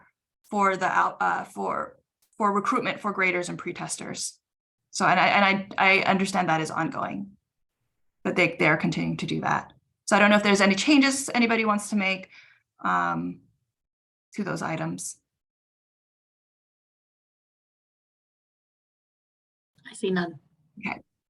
Our next item is related to loan repayment assistance programs. So no changes here, just updating the date because that work will continue.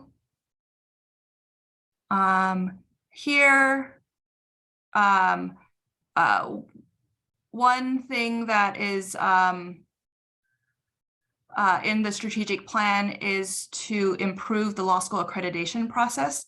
As some of you know, California is unique in that there are California accredited law schools as well as registered law schools that are not ABA accredited.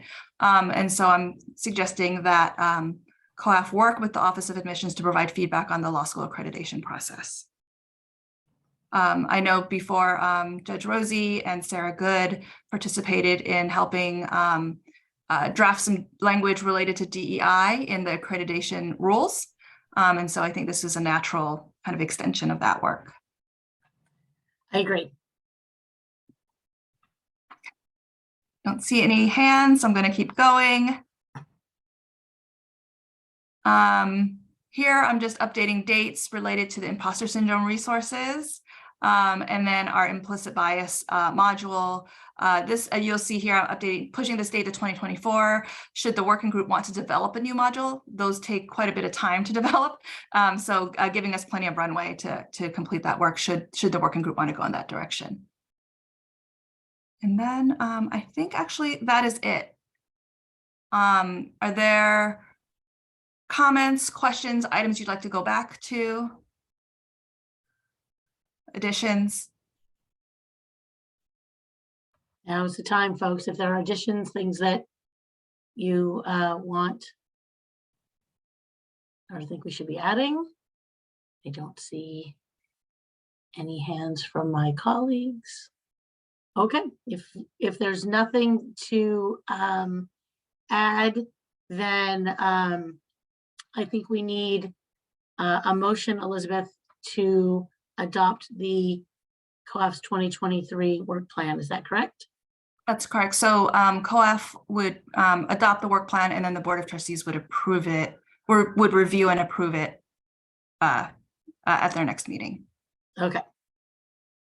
So do I have a motion to adopt our 2023 work plan? I'll move to adopt the work plan. Thank you, Judge Rhodes. And do I have a second?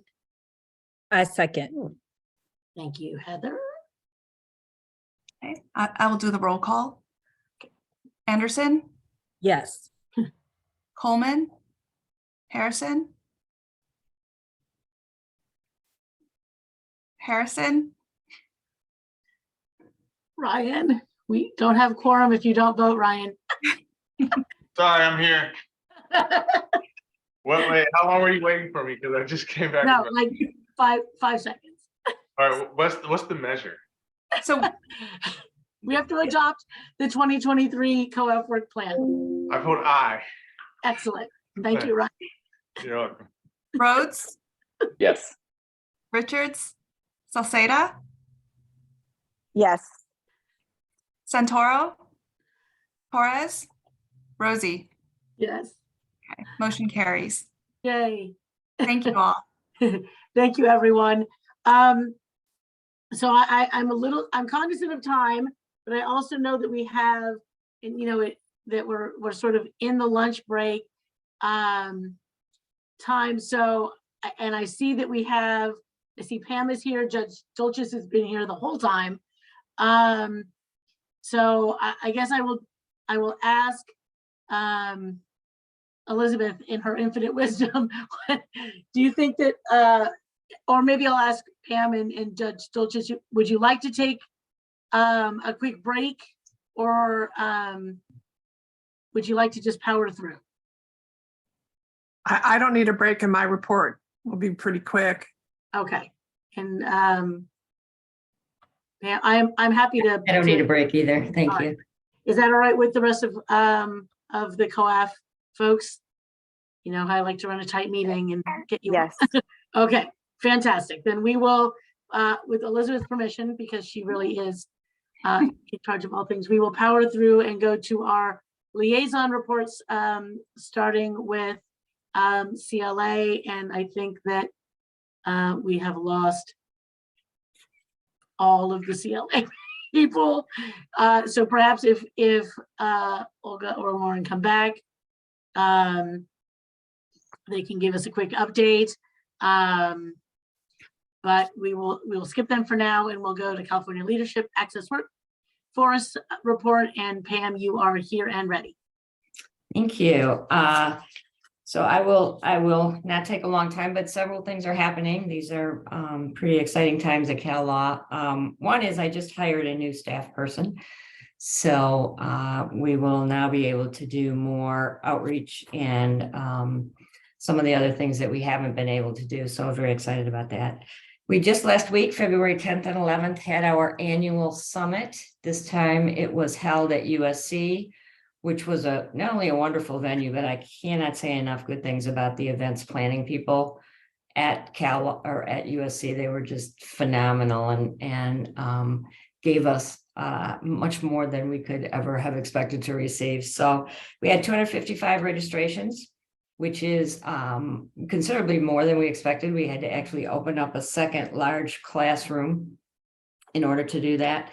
And we had the first day of the program had to do with civic engagement, public policy creation, and we had work sessions for, in particular, the students on those issues. And then the second day was geared more toward the teachers and faculty, talking about some best practices and things that work in certain areas and not in other areas. So it was a great program.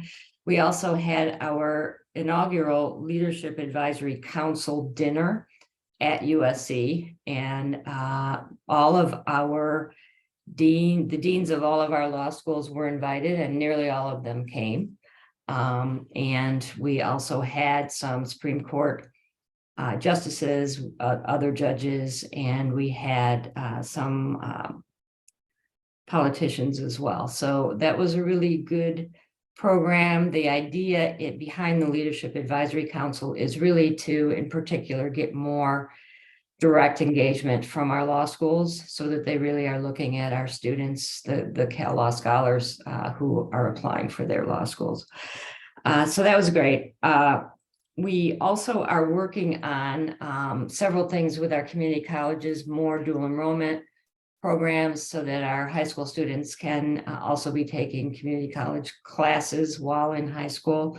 We're working on more robust advanced degree transfer between the community colleges and the CSUs in particular. And we are just starting a very large project to work on data collection and analysis. And this kind of goes to some of your earlier discussion. Right now, for law schools in particular, the information we have is pretty much anecdotal. We can't tell you how many students have gone through starting in high school all the way up to law school unless they voluntarily tell us at this point, and we haven't really been pursuing that information. So one of my goals in joining Cal Law in April was to see if we can correct that situation so we really do know how effective the program is, how our students are doing, and also it'll be a way to make sure that the diverse students that go through our program are recognized by the admissions people at the four-year universities and also at the law schools. So that's going to be a huge program. There are obvious privacy issues with, in particular, high school students. And so we're just starting to wade into that system. Yesterday, I participated in a Color of Justice program, which was down in the Superior Court in San Jose. Again, a really great program. And some of the students who had been to our summit were there, and we talked quite a bit. We're also, I think the only other thing I'll say is two other things. One, we added 4 more schools to the pathway. They signed MOUs at our summit last week, and those are University of San Diego, University of San Diego School of Law, Southwestern School of Law, and then the University of California at San Francisco. The old Hastings Law School has now officially joined us as a partner. So that's exciting, given that we're now up to 15 law schools. And finally, we are going to be starting doing some regional meetings, breaking down the state into 8 or 9 regions. Haven't quite decided on that. And then we'll invite, first one's going to be hosted at UC Davis Law School.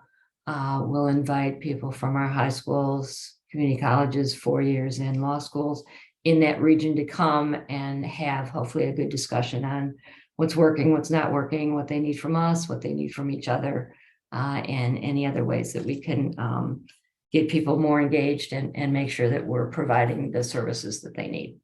So that's it. Sorry, I'm talking fast, but I wanted to get all that in. Thank you for letting me report. Thanks, Pam. And I think actually one of our COAF members was at the summit. I think Shalak was there representing Pepperdine. So yes. Pepperdine was very, very enthused about the program, and I'm actually going to be going down there. We haven't planned it yet, but we talked about having a meeting down there to talk about ways to engage even more. Great. It's great. Fantastic. Thank you for that. Thank you. Any questions for Pam? All right, seeing none. Judge Dolchich, you are up. And you are muted.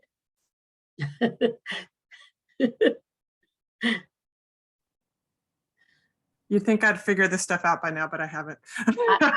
I've done it twice in the meeting already. So.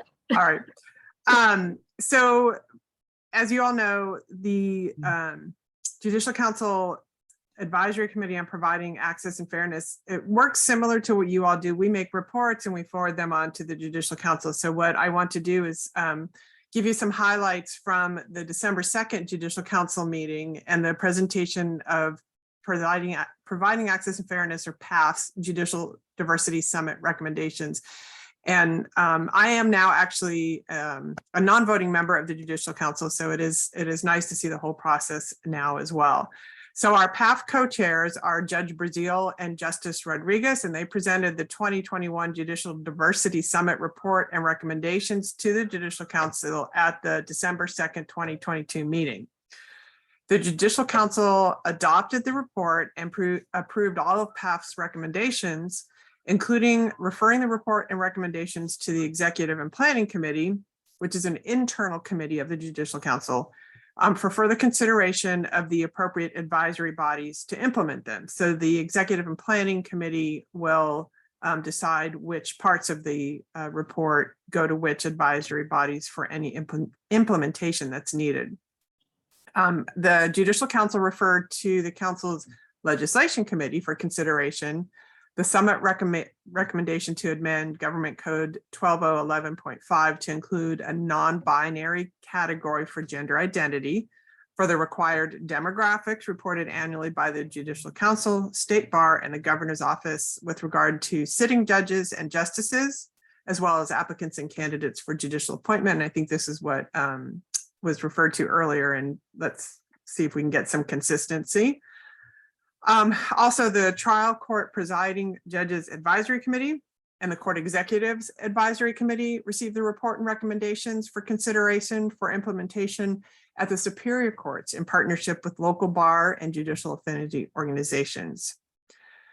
So our ongoing work towards implementation of the 2021 Judicial Diversity Summit recommendations includes that PAF staff, along with leaders from the California Lawyers Association and California Judges Association, continue to meet on a regular basis to plan action steps for implementation of the recommendations. Judicial Council staff will continue to provide updates to PAF on the group's progress. One of the continued activities PAF will be collaborating on is organizing and convening educational sessions around the state for attorneys from underrepresented communities about the judicial appointment process. PAF will be sure to inform COAF of these panel or educational sessions as they're scheduled.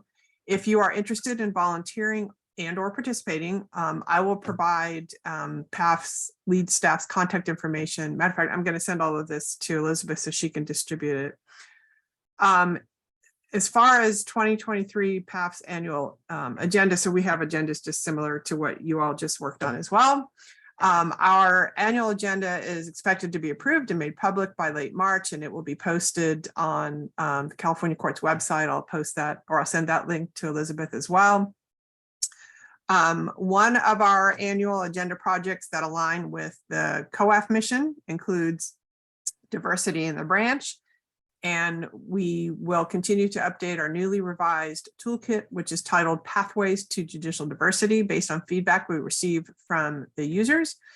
And under this project, staff and committee members continue to conduct presentations to aid in the ongoing rollout of the toolkit statewide in collaboration with justice partners.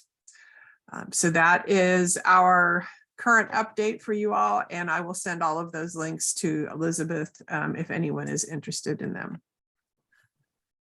Any questions?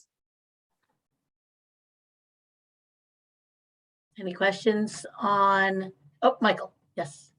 No question, just a comment. Thank you for pushing forward the issue regarding demographics and the collection of that. I know that I've talked with a lot of folks, including other Judicial Council folks, about it. So I'm glad to see that it's being rolled out, even though it wasn't rolled out when I got my official demographics form.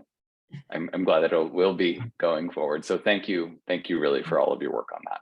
Well, and needless to say, when I was appointed, there was no collection of demographics. So it is an evolving process, and it's nice to see everybody kind of working together and recognizing if we are consistent, it will be easier for all of us to understand and use the data that's collected. So, and welcome to the bench. Okay, any other questions for the judge? I don't see any. All right. Thank you, both Pam and Judge Tolchich, for sticking around through all of our other business in order to give you reports, and for being willing to push through. Elizabeth, I am looking at my agenda, and I don't see that Olga or Lauren have come back, which is sad because, but perhaps we can, Michael and I can talk to them and, you know, and get some information, but. I will schedule a meeting. Okay, great. All right. All right. My fellow COAF members, I see nothing else on my agenda except that we can adjourn the meeting. Do we need a motion for that, Elizabeth, or can I just do it? I believe you can just do that. Great. All right. Anything else from COAF members or liaisons or State Bar staff before I let you all go this Friday afternoon? Just congratulations again, Judge Michael. We're so excited for you. Thank you all. I really appreciate the support. Today is my first day off since joining the bench, so I'm glad I'm spending it with all of you. I can tell you that yesterday I spoke to Michael while he was in his office, and he needs to put more things on the wall. So if you have, you know, artwork for him, it echoed a little bit in there. So, so we're gonna work on his chambers for it. Please don't give me anything that I will have to declare on a Form 700. Right. Talk to me That's beforehand. actually a really to be good mindful point. of gifts. Everything, right? Everything you give him has to be under What is it? Is it 50? I can't even remember. I just did my Form Just- 700. I should know, but I don't. Just don't give me gifts. Just call me and we'll chat. Don't give me gifts, please. That's the easiest. I see Judge Dulcis is nodding. She knows exactly. Send cards. Cards Send are cards. wonderful. Send cards. Send cards. Yeah, send cards. Cards are good. Okay. Seeing nothing else on our calendar or order of business, thank you all again for your hard work on behalf of COAF and the State Bar. And until we see each other again, which will actually be in person in June. And Heather's very excited. She's gonna find another place to take us all to dinner. And so our next meeting is in June, and it is slated to be in person. So in Los Angeles. So for those who can make it down, please do. It was fantastic to see some of our friends and fellow COAF members in person when we were there in December. So put that on your calendars. And otherwise, please stay safe and warm and out of the snow for some of you. And I will see you all in a few months. Thank you. Thank you. And we can be adjourned, Elizabeth. Thank you. All right. Thank you all. Do you need anything else from me, Elizabeth? Are we good?